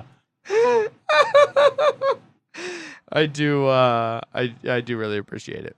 Yeah, I wasn't there, so I take no credit and no blame for anything that happened at Gen Con. But I did hear multiple people say thank you for doing the Gen Con stuff. Yes. So. And the download showed that most people tuned into the Gen Con coverage this year. Last year, Gen Con coverage plummeted on listenership. This year, people actually cared. So, I do not recall. Yeah. All I know is Last that year. Last year was back when I actually still really cared about download numbers and followed them religiously. Yeah, he did. Now I'm more like, yeah. They're growing on an average rate, and that's really what matters. Yes. It's like a And- capital gains fund. Exactly. Yes. But our numbers this month are going to be padded. It'll be great. all that Gen Con downloads. Yep. And you know what's going to happen in 6 months? You'll be like, man, our numbers are way down from August. Mhm.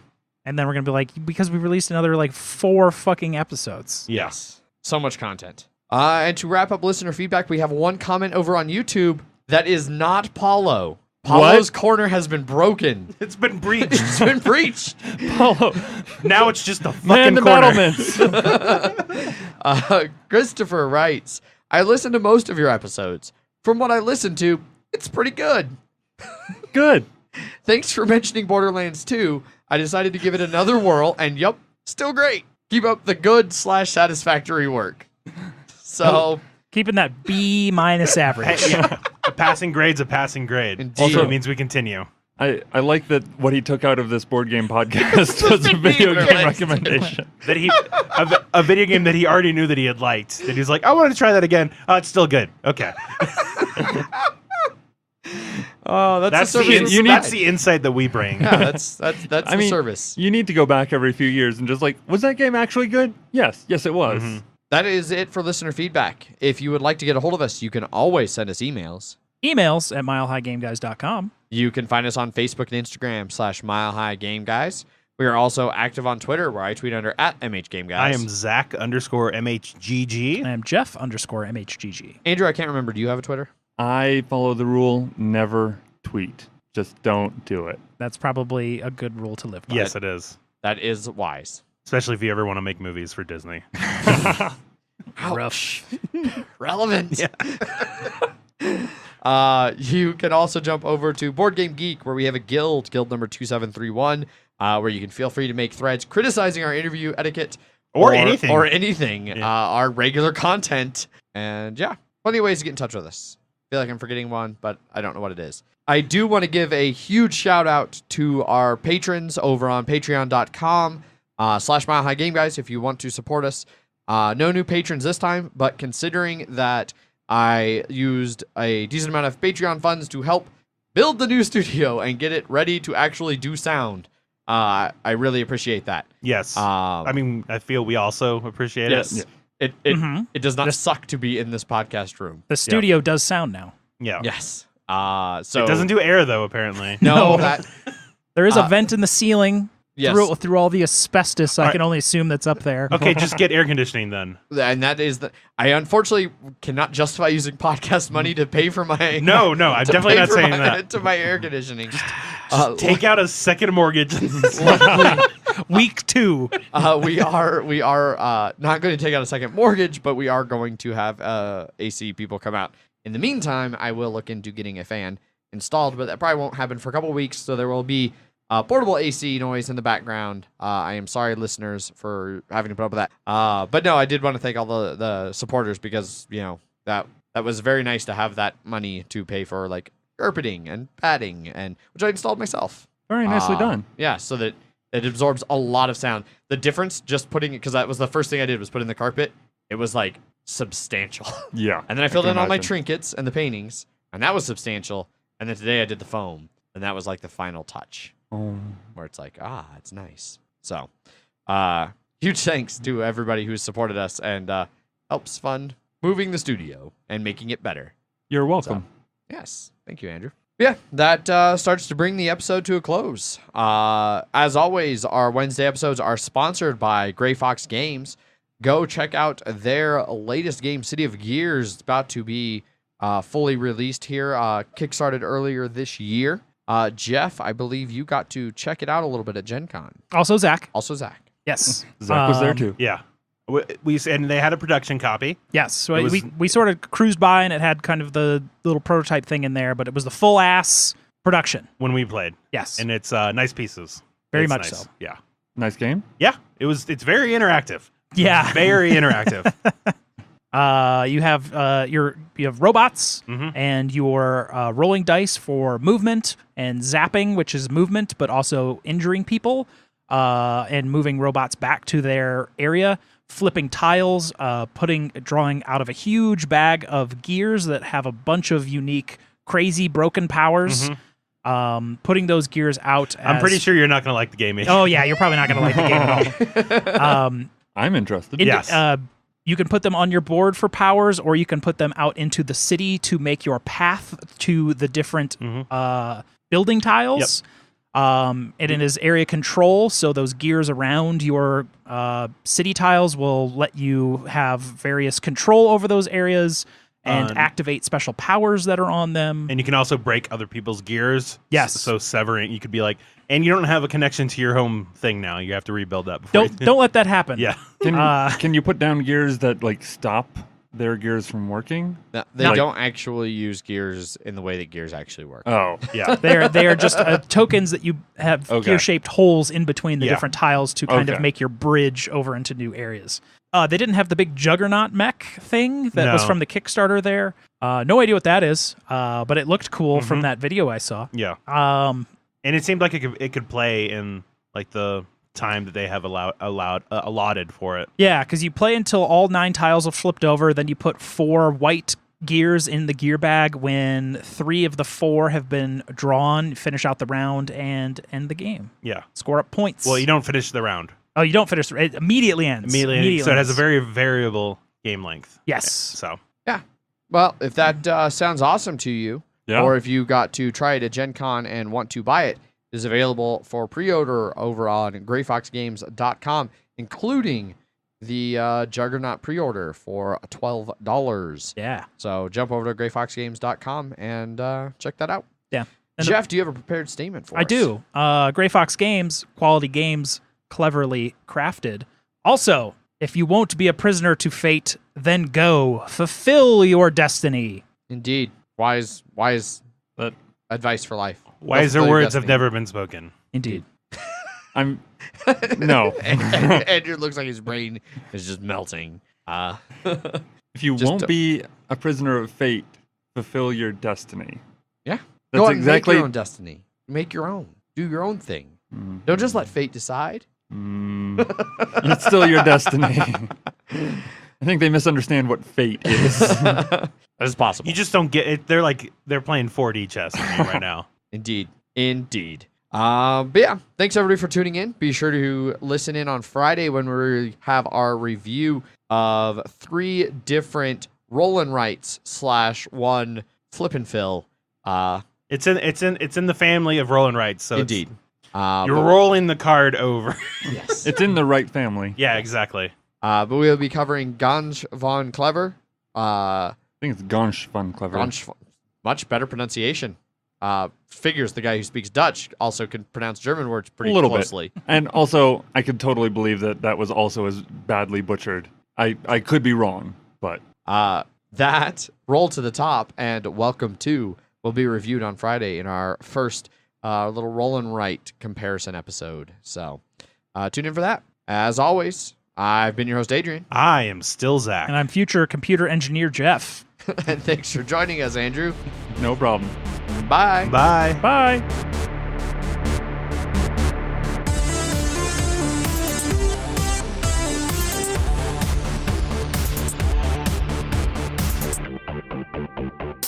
Blow out those candles. That'll cool down the room. It's a little less heat, okay? Why was there a fire in this room? A roaring fire. Yes. Or Oh, Adrian forgot to turn the fireplace off. Yeah. Well, I mean, we're just all sitting here on this wish I knew nice how- tiger skin rug, just talking about board games. In our mountain cabin that Yeah. Adrian clearly moved into. Punchboard Media, where we all bring something to the table. Pull up a chair at punchboardmedia.com.